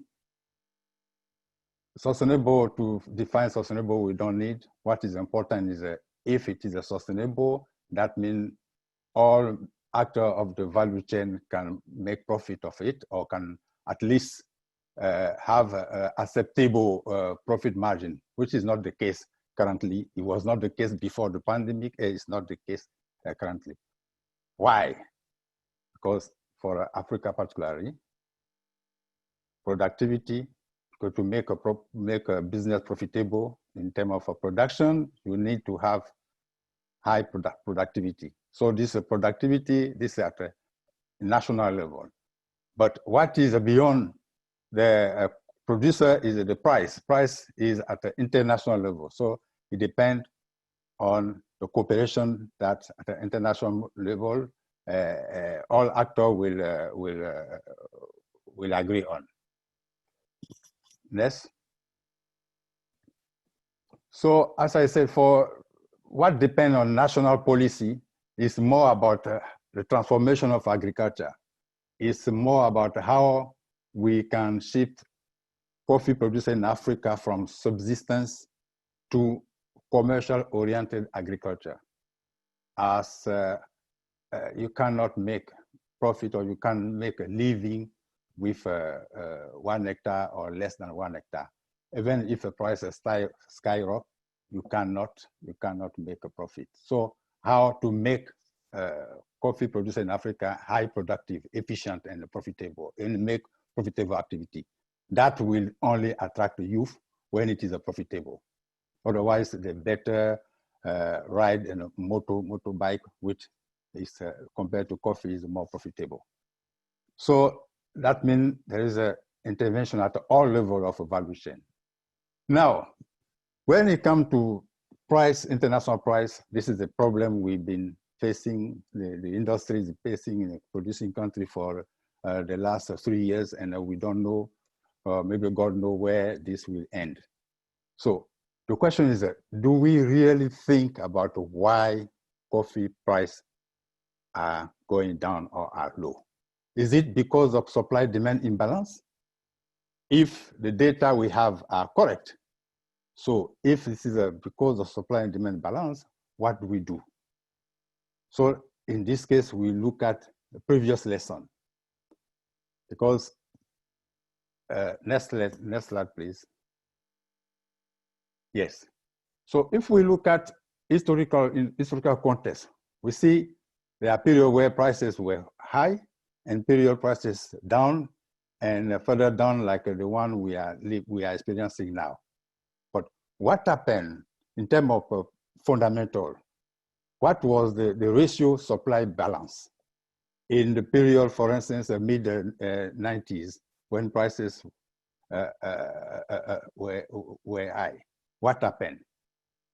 And what happened when prices are low? Next slide, please. Yes, this is the supply balance. We try to explain better what we mean. We note that when there is an imbalance, when there are less supply compared to demand, we see price up and so on. So if we want to address this situation, we analyze clearly the cause. If the cause is supply, so what do we do to address this issue? And the past experience said, okay, there was a resolution at that time in the 2002, resolution 407, that was to reduce supply market with low-grade coffee. Although it's a free market, but low-grade coffee that will also make sure that good quality coffee can reach the market, and then also encourage consumption and so on, and at the same time reaching a kind of a fair price for grower. So if that's the case, then we can, the international cooperation can decide this way. But the resolution 407 was weakened later by making it a bit soft to allow the US to join the organization. So the second aspect to address this issue, if it is supply-demand issue, is expanding market. That's why, as the executive director just mentioned, encouraging consumption, domestic consumption. This is a way to reduce this imbalance. If the reason is imbalance, is a supply-demand imbalance. But once again, we have to see whether the data, the data we receive are very, let's say, very accurate in order to have a clear view of the market. Next. So, next, because I already mentioned the need to expand the consumption in order to reduce this excess of supply, if this is the reason. So now in Africa, how to build this resilience in such a way that even if there is another shock, like low price or other disruption, the supply chain cannot be interrupted, or the market will continue to receive good quality coffee and the business will continue. So this is one of the important points. The second point is that make coffee producer a real business person in terms of growing coffee, but not as a small producer of 1 or 2 bags, or it's aggregating them. Then they can take care of themselves. I would also like to mention that even in Côte d'Ivoire, there is no extension service to farmers. Since the liberalization, since the withdrawal of the public sector from helping farmers, there is no extension service. Only farmers who are in projects, like a project developed by traders, roasters like Nestlé, who want a specific volume of coffee. So those are the farmers who benefit from extension service. The rest of farmers, they don't. So COVID or no COVID, there is no extension service. So to summarize what I'm saying is that if as long as a farmer in Africa, either in working as an aggregate of a strong organization to take care of themselves, to organize their marketing, the post-harvest aspect, because what we are talking about, the private sector in Africa, is private sector is a post-harvest, then we have a private sector, which is a good, but we need also real private sector in farming. So the SME or the group of farmer that can be can have a profitable coffee farming. And that's to conclude. What I would say is, if we want to address poverty in coffee farming, we know the solution. We have to if we want to build the resilience of the whole chain, but we have to do it as in a sustainable way, put a program that can last, can have an impact. And in this perspective, the ICO is working with Ayako and Kabi to establish African Coffee Facility, is to strengthen the value chain and to make it more serious and sustainable. That's what I would like to do, as I want to say in terms of to introduce this debate. Thank you. Thank you, Denis, very much for your insights. We're going to have now André Ndikumana, who is the CFO of NAEB in Rwanda, and who is going to do a short closing remarks and about the World Cup Producers Forum in Kigali in November of next year. So André, the floor is yours, and thank you very much. We'll move into the Q&A session after André's remarks. Thank you.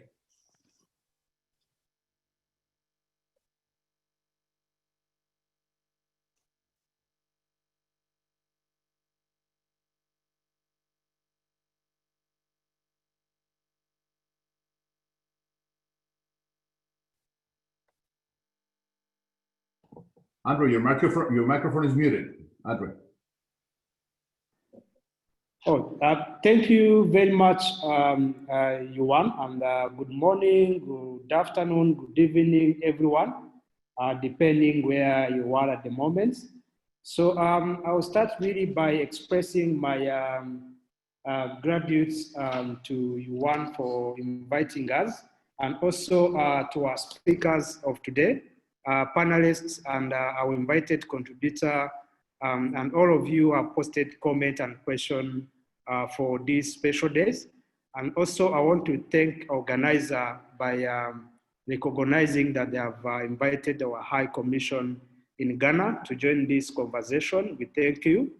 So I think everyone have really talked about the impact of COVID in terms of production, logistic, the market, the consumption, which is really pressing high market risk. So which comes as already an addition to to issues that are existing in the markets. We are almost facing being a financing and being the markets at the moment as they are presented in terms of the fluctuation of the pricing. So it's still a high challenges until the whole world can able to get the vaccine to be able to stop this spread of COVID, and which can able to contribute efficiently to the supply chain of this coffee. So I believe in this. This is what makes this platform of World Coffee Producer Forum so crucial, because it brings all of us together to be able to exchange the experience, what is being implemented within this sector, so that both of us can able to learn from what is being done by other stakeholders, and able to apply and to share and strategize the growth of this sector, which all of us will have to promote and expand to make sure that the farmers, the producer, are enjoying the best outcome from their 2 days activity. Within that line, and also it's my pleasure to take this opportunity to invite everyone to the third World Coffee Producer Forum here in Rwanda. And also I took this opportunity to inform you that Rwanda is not lagging behind in addressing the COVID. They have joined the world to be able to implement several measures that are being taken to be able to prevent the spread of this COVID. So our country is monitoring the situation on daily basis, and be able to take the measure to make sure that the safety of all population in Kigali and everyone coming to the country is in a place where he's safe and is protected from this pandemic we are being faced. Some of the measures obviously include mandatory, everyone have to wear a mask properly in public at all the times where you want. And the trader accepting, I'll always recommend it to accept the online and other alternative form of the payments, which is avoiding the cash transaction. And also to inform that this is within the sector of the coffee. At the moment, the farmer who are supplying the chili to coffee washing station are either being paid through mobile apps or are being paid other means of payment online. So to make sure that they stop the spread of this pandemic. The movement are prohibited, like most of the country, from 7 p.m. to 5 p.m. in the morning, and transportation within some of the region, between one region to another, is also prohibited. So the country have put in place several washing tools and infrastructure, specifically where there's a public gathering of the people, to make sure that people are washing their hands every minute, every time, to be able to stop the spread of this pandemic in Rwanda. So we are seeing the government taking this with a high priority, number one, and also following up what is happening worldwide to make sure that at least the spread of this pandemic is being minimized, which is also putting much emphasis that we are ready, and we are seeing that by 20 November, we are going to, 2021, we are going to have this event in a way we are expecting, and in a way we want to be more successful. So I also want to take this opportunity on behalf of the government, as we are preparing to host AGLF 2020 from 8th September to 11th September. I would like to invite everyone on behalf of the government to join the Africa at the biggest forum that brings together all the people and stakeholders involved in agriculture, where the main discussion is the feeding the city, which I believe coffee is related, is a part of that, where also this issue of disruption within the supply chain is going to be discussed. We are going to learn also several measures and steps are being taken across the continents and worldwide to be able to prevent this spread of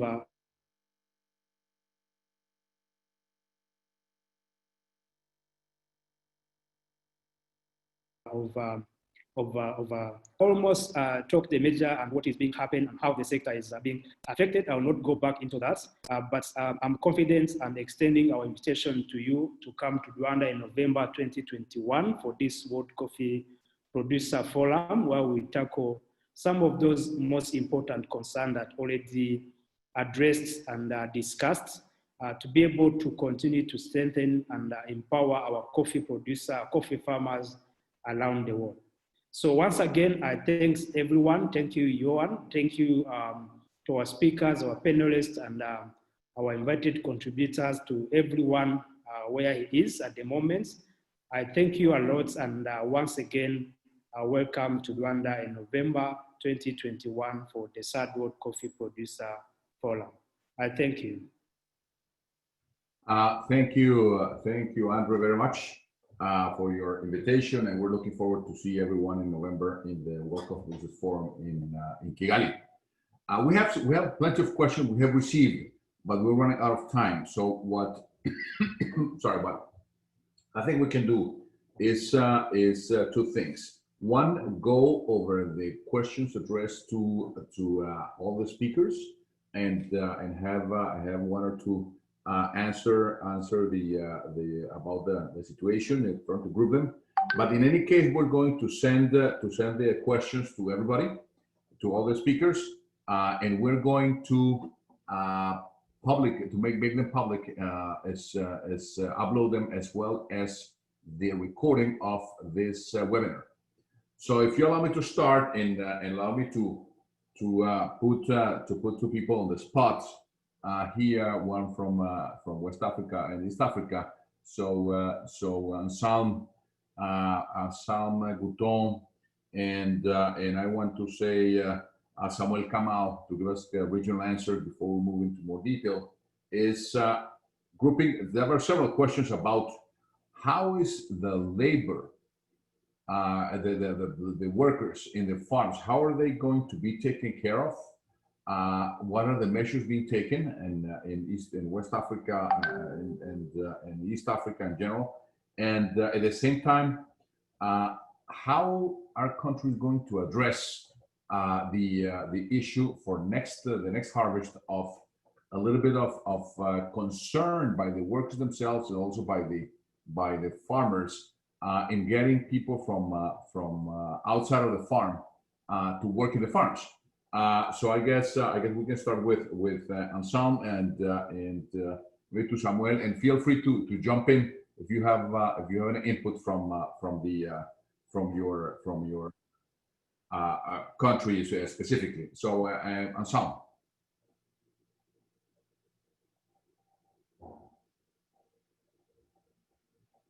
I guess we don't see him. Enselme, can you hear us? Okay, let's move to Samuel while Enselme returns, and we go. Please feel to jump in case you have any comment from your specific country. Samuel, please. Thank you very much. The question of labor and what is coming out is that there may be perceptions of risk of importing labor into the growing regions is actually a real concern across the board.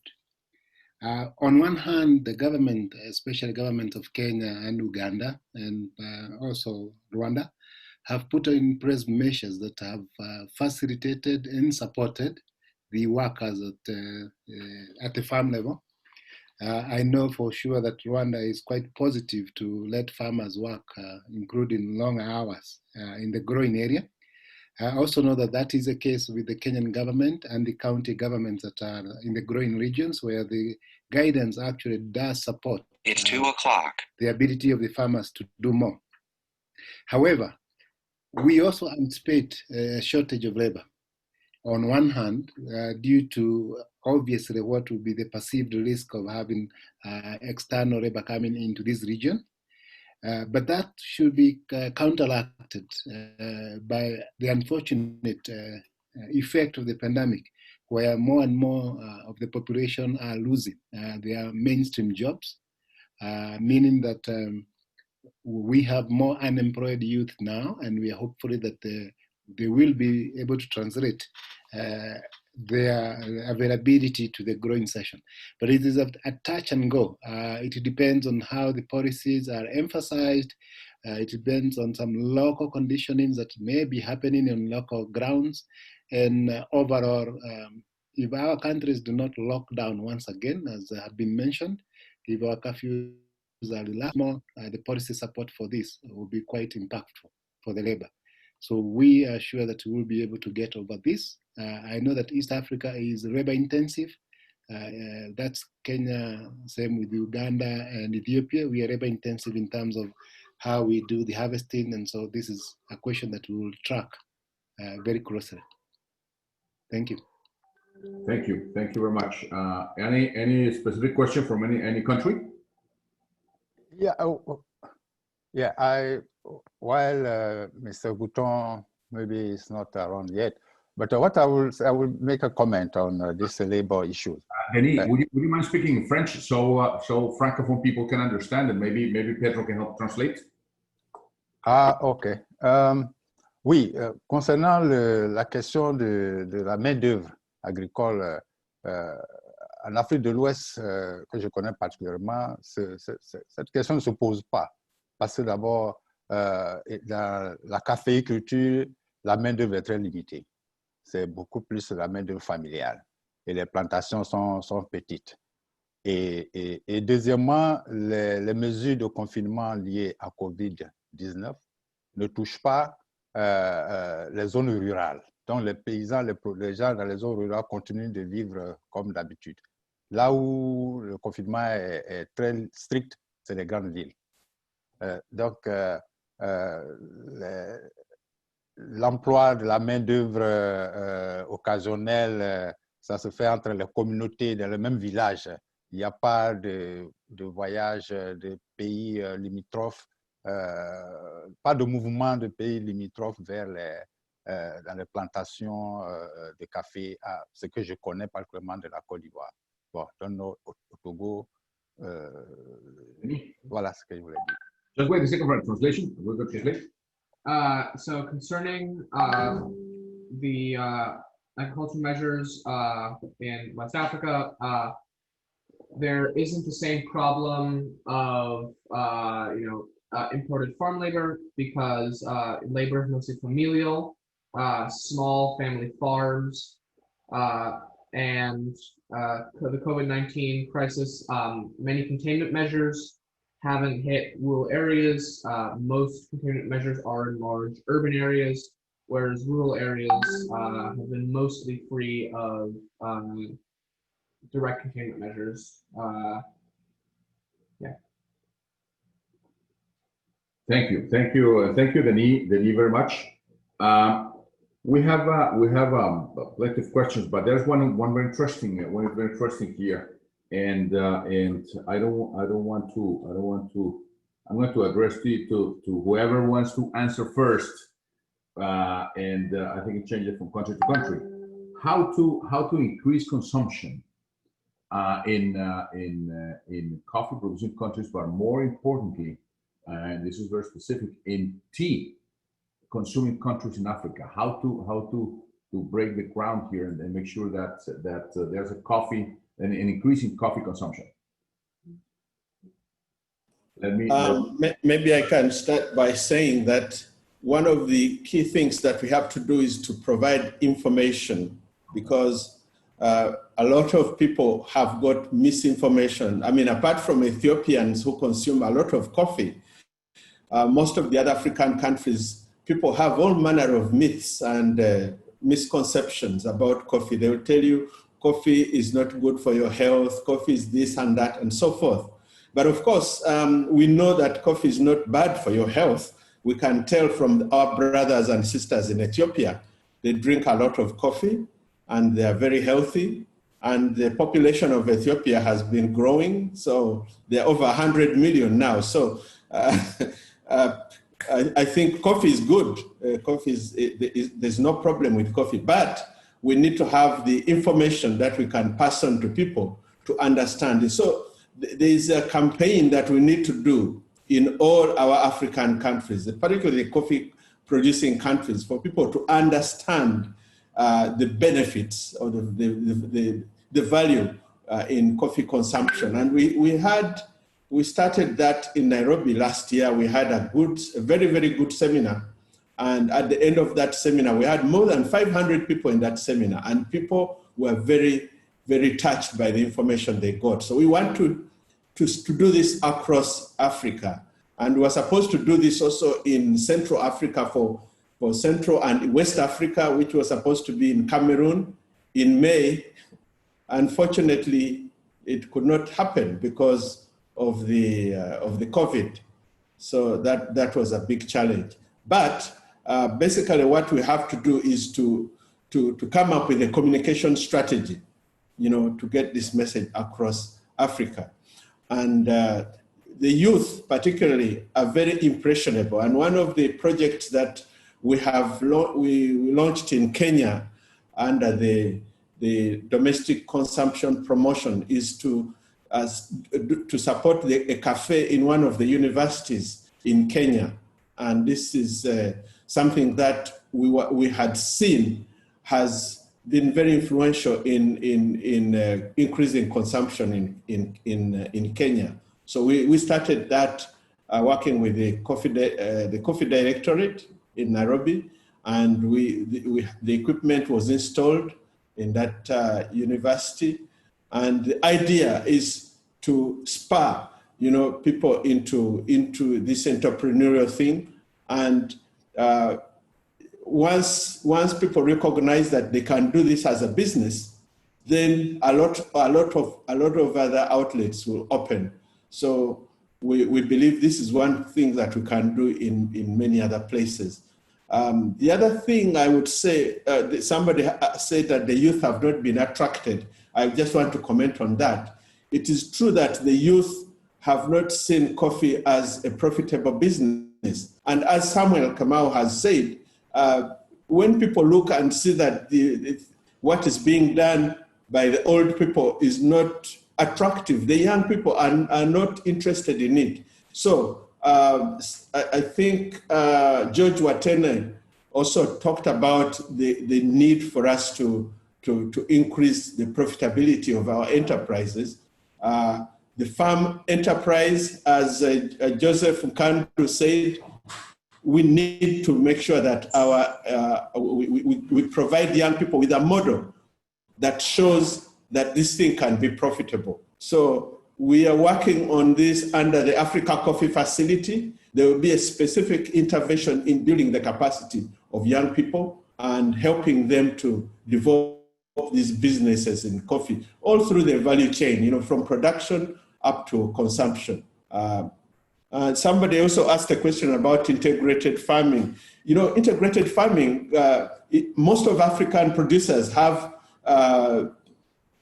coffee growing with other crops, tree crops and food crops. And this kind of integrated farming is good, and it helps the environment. It helps the ecosystem. So we believe that Africa production systems actually, once we enhance those, they are good for the climate. They help to mitigate climate change. And some of these things are also extensively covered in the discussion that we have under the Africa Coffee Facility in addressing these concerns. And we're working in partnership with the private sector, with AFCA and in West Africa, of course, with ACRAM, and with business people like Abdallah and so on. So this Africa Coffee Facility will, in fact, address a lot of these concerns that people are raising today. Thank you very much. Can I intervene a bit on that point? Yes. Yes. So I think a few months ago we had an AFCA conference on increasing coffee consumption in producing countries. And what we see in Ethiopia is that there's, when you break it down, there's two types of consumption. There is the grassroots consumption, which means people in the countryside stopping at any spot and getting a cup of black coffee, and usually it costs usually not much more than 10 or 20 cents. And then there is the urban type of coffee consumption in the cafes with the lattes and so on. So I think to enhance coffee consumption, if there is a desire to approach it logically and to effectively try to increase the consumption, I think in tea consuming countries, it may be very difficult to change the palate immediately from tea to coffee, especially black coffee, which is how a lot of the consumption in Ethiopia is happening, to a lifestyle type of things, which have happened even in the West. We have seen Japan going from a very tea consuming country to one of the top coffee consuming countries in the world. So I think the idea may be to approach it from the lifestyle aspect with the cafes and the coffee drinks with milk that make it palatable for people to accept coffee as a beverage, and then slowly take it down to the grassroots level where people want their coffee fix early in the morning with a 10-cent cup of coffee, not a $3 latte or something like that. Thank you, Abdullah. Joel, if you could allow me, I could add one on the item. Yes. From the conference that has been referenced, one of the biggest insights, very big one and so simple, is talk to the women. We have been saying we want women in coffee, now we need them. They are the ones who decide the beverages that are consumed at home. They are the ones who are the greatest influencer. So all the communications that we're doing, all the health benefit should be targeted to the women, and consumption will grow. Thank you. Super. Thank you, Samuel. And Juan, if you allow me. Oh, I have a question for Jose quickly. And what can the ICO do to help African countries move ahead in this situation? No, well, hello, can you hear me? Yes. We are working with the IACO on this African coffee facility. I'd just like to remind people that I think we cannot just concentrate on the high end of the market, on consumption in cafes. In most other tea drinking countries, the real wedge to open up consumption has been soluble coffee, and it's cheap, it's easy to prepare. Just put hot water on the grounds and you're ready. The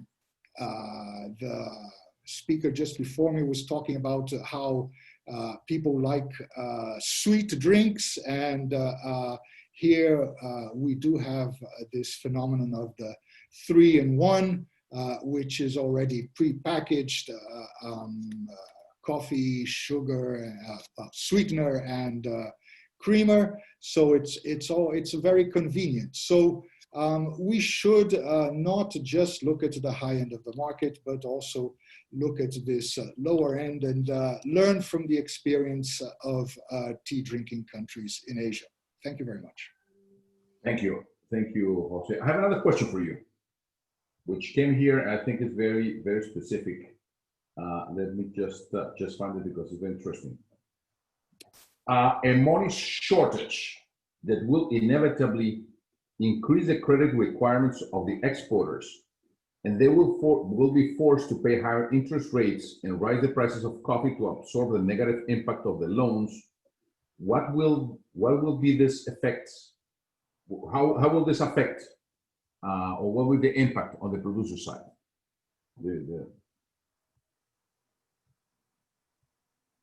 You're muted, Jose.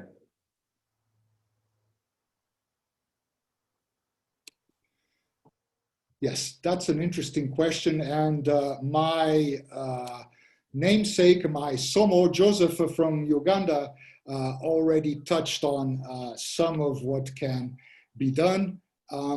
I mentioned earlier the survey we did on the impact of COVID on producing countries.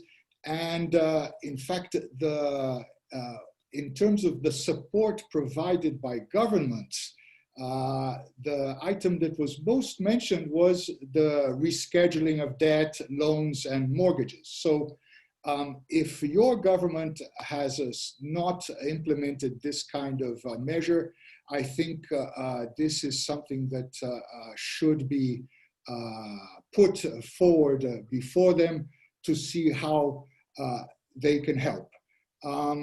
On the multilateral side, we are, as I also mentioned, we are working with the international financial institutions like the World Bank, the FAO, and also the European Commission to heighten the visibility of coffee. Now, there's a third area which does concern me, and that is trade finance. And we have just recently learned that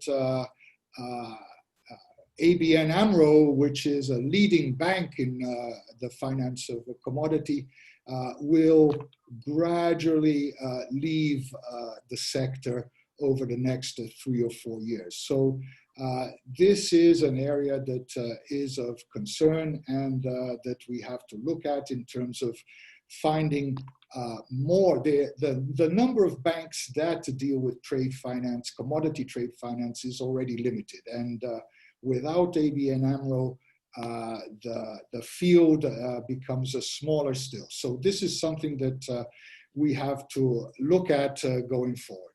Thank you. Thank you, Jose. I'm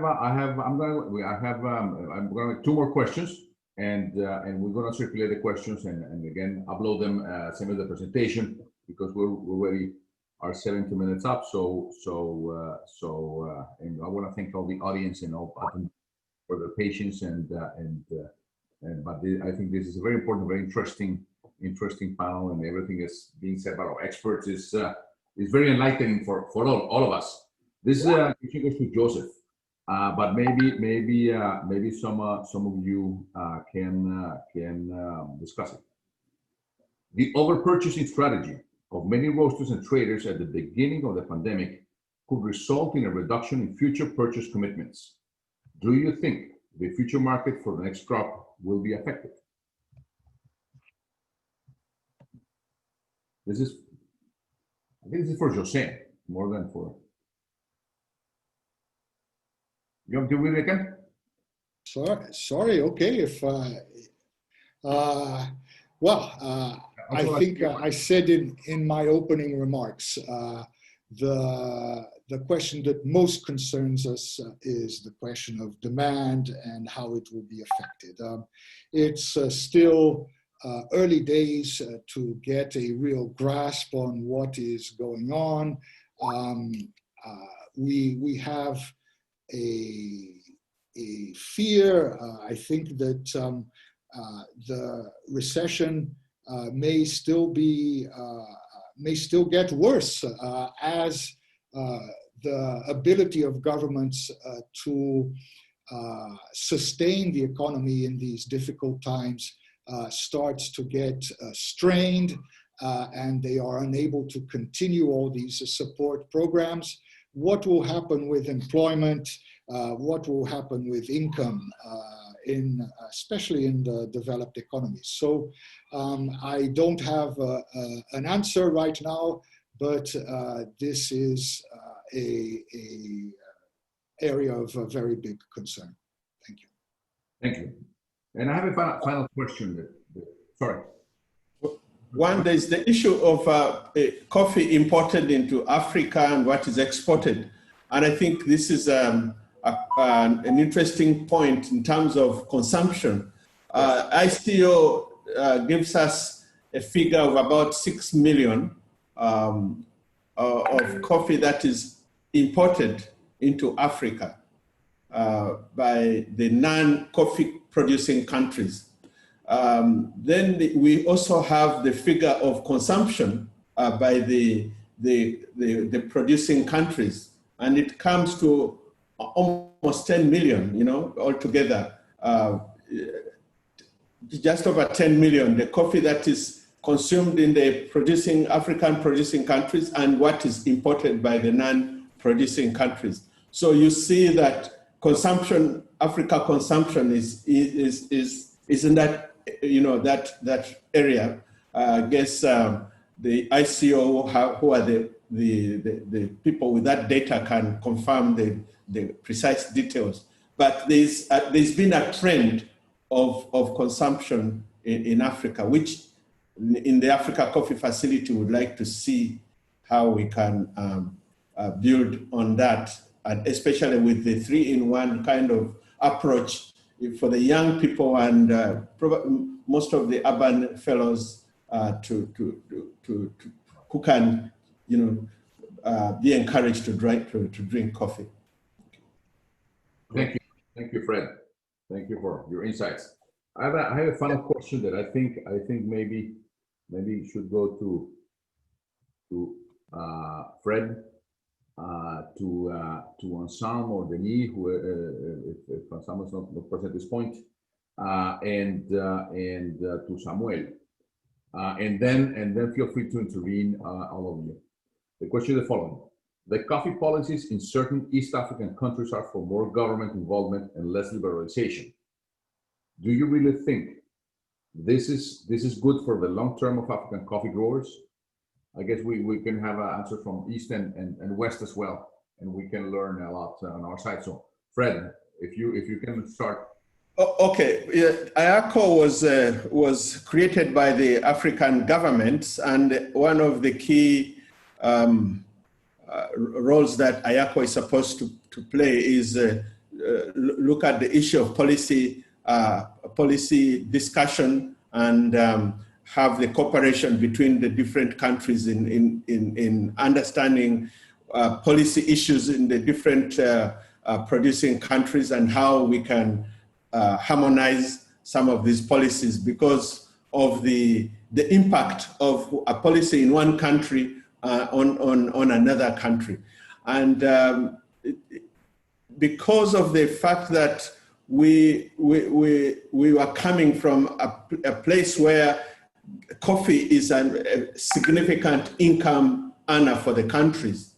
So the countries have had so many regulations in terms of controlling the industry. And I think Bagash just told us how in Ethiopia they've been trying to ease some of these regulations. We see the controls vary from one country to another, but I think where it's been encouraged to set up coffee platforms, national coffee platforms, those platforms actually are helping in the discussions where the private sector gets involved and can raise issues to the public authorities where it is felt that some of these regulations are not good. But the interesting thing in Uganda has just passed a new coffee law, and who are the main drivers behind that law? It was the Coffee Producers Association, the New Cafe, and other groups were very, very instrumental in the new coffee law in Uganda, which has some regulations, but some of those farmers felt that they needed to have those regulations. In some of the other countries, there are regulations which have been deemed to inhibit the development of the sector. And, these are things which I think we can continue to engage the authorities and see how to address the the aspects of these regulations which inhibit the coffee business. Oh, can I say something? Great. Samuel, give us your comments and maybe Denis afterwards. What's happened? What's the situation? Yes, true. Government in East Africa are watching the coffee sector quite keenly, very keenly, I would say. One aspect that, among the number of aspects that make government to be very interested, the first aspect is on the social safeguards that must be put in place. As you know, whereas we have a free market, the sustainability mechanism require that the vulnerable groups are safeguarded, or a safety measure is put in place so that our farmers do not, for example, fall free fall to death. So governments have been involved. As you are aware, government also plays a critical role in research endeavors in the market of coffee. Lots of money has gone into producing better varieties and channeling this to the farmers as soon as possible.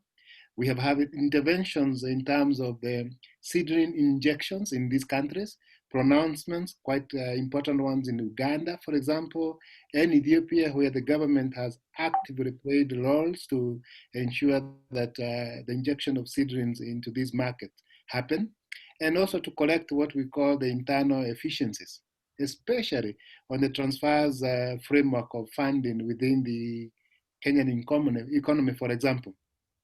So these are roles that are critical for the government to play. On the other hand, with the liberalization, the market efficiency and the pricing, price discovery needs to happen as freely as possible, but then within a framework that ensures that it's a win-win for all the players in the market. We have very good examples, especially in Kenya, where we've been studying on the transfer mechanism of the auction prices to the farmers.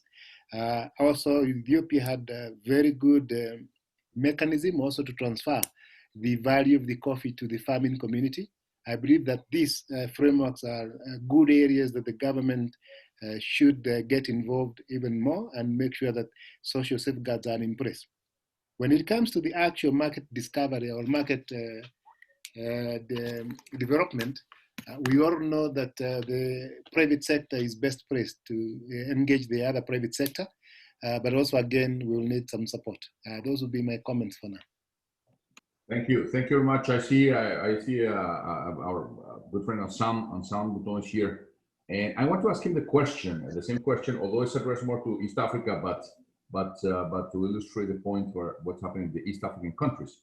The question is, the coffee policies in certain East African countries are for more government involvement and less liberalization. Do you really think this is good for the long term of African coffee growers? And I'm going to answer in French, I assume, and Pedro is going to translate.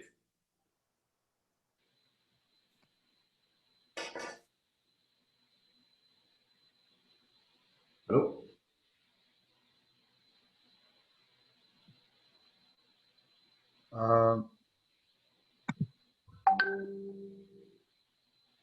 Okay. Can I comment while waiting for?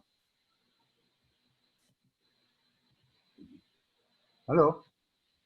Hello? Who's this? Who's speaking? Denis? Dennis, yeah. Okay, go ahead. Yes, well, I would like to make a comment, and I think there's the same view in West Africa. One thing is, it is important that the government intervene to assist a sector in difficulty, like any other sector in the economy. But what is not good for the future, for the long-term sustainability of this coffee sector is too much control and too much rules that may reduce the profitability of the business people who are making the sector more fluent. That's the problem. But the background is that when liberalization took place, farmers were not prepared. There was no strong farmers organization, particularly in West Africa. So government was doing everything on behalf of farmers. So when government left, they left just farmers, extension service to farmers, but they didn't leave the business aspect of the sector. That's where the problem is, and how to make it efficient. That's the question. Thank you. Thank you very much, Denis. Anyone has any additional comments about this? Yes, this is George here. George, go ahead. Okay, and maybe to add on what Denis has said, I think the question of protecting the farmer comes in quite key, you know, when we are talking about whether there's too much government regulation or not. Because we came from our webinar this morning and we were talking about the cost of production in Kenya, cost of processing in Kenya, whereby we have a liberalized system of processing with a processing capacity of about 500% of what we produce, which then means, and we had players in the meeting today, you know, asking for more government control, because then it means if left on its own and some of the taxpayers' money is used, you know, to increase this capacity much further, it also means that then the farmer pays the costs at the end. And the other question is also in relation to the fact that, as Denis has mentioned, if farmers are not prepared and then put in competition that they are not prepared for, then at times the challenge you get is at the end of the day, you have a perfect market for which all players have perfect information except the farmer. And for those of you that knows what that would lead to, it ends up then being an issue that is challenging. But I think for the balance, like we've seen in Kenya, and there's a bit of dialogue, you know, with the government, even when it comes to regulation, and in some cases, even to the point of taking the government itself to court, is ensuring there is an evidence-based discussion with the government as they put those regulations in place. So, and such involvements either through platforms like the ones we have, or through an empowered, you know, producer organization, then ensures there is that particular balance. But again, looking back, I think if it is for the benefit of farmers, then of course, then that regulation is helpful. I think the challenges come when, like Denis has mentioned, then of course it affects the smooth flow of businesses. But I think the only other way to ensure this does not happen is strengthening, you know, whether it's a producer organization or all the other stakeholders, such that then this regulation comes both evidence-based and two, also with a bit of dialogue in getting it. Thank you. Thank you. Thank you very much, Abdallah. And then this is our final comment, and then we're going to close the session. We're running like a half hour beyond what we were expecting. Thank you. Thank you, Jose. Juan.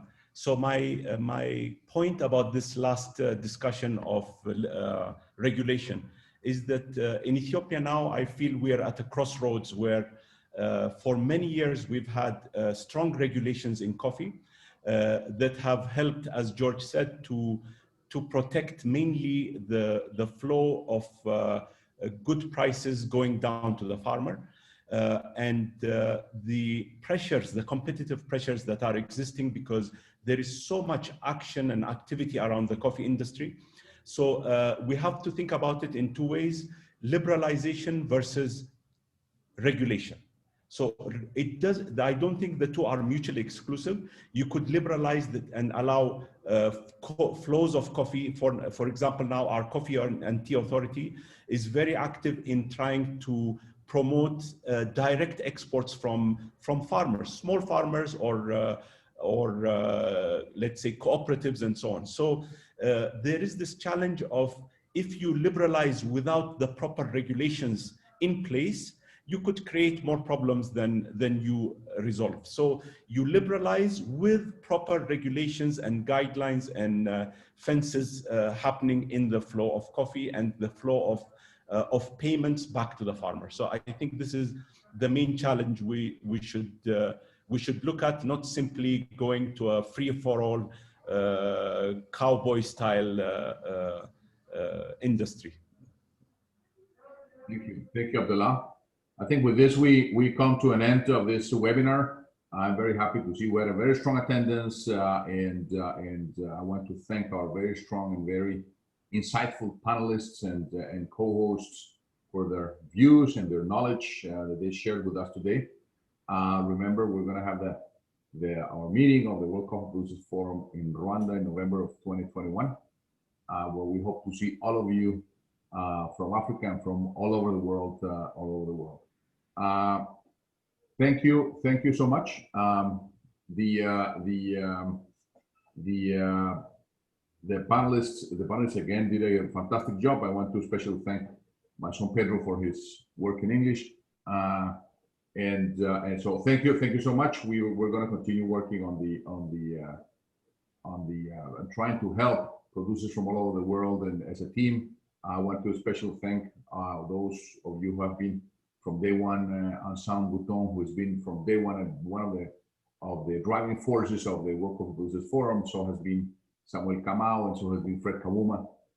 Thank you guys. The IACO has been a great support, and of course we from the Colombian Coffee Growers Federation, we've been trying to facilitate things as much as we can between the different regions in the world. But we're just one of many that have been pushing for this. So I want to really thank those three founders from the World Coffee Producers Forum, from the perspective and the countries. So thank you so much. Thank you all the speakers. Thank you, George. Thank you, Abdullah. Thank you, Denis, Andre. Thank you to Guido and Juan Jose in the Federation, and again to Pedro for his support. I hope to see you very soon in our next webinar. We'll continue working on this. Thank you.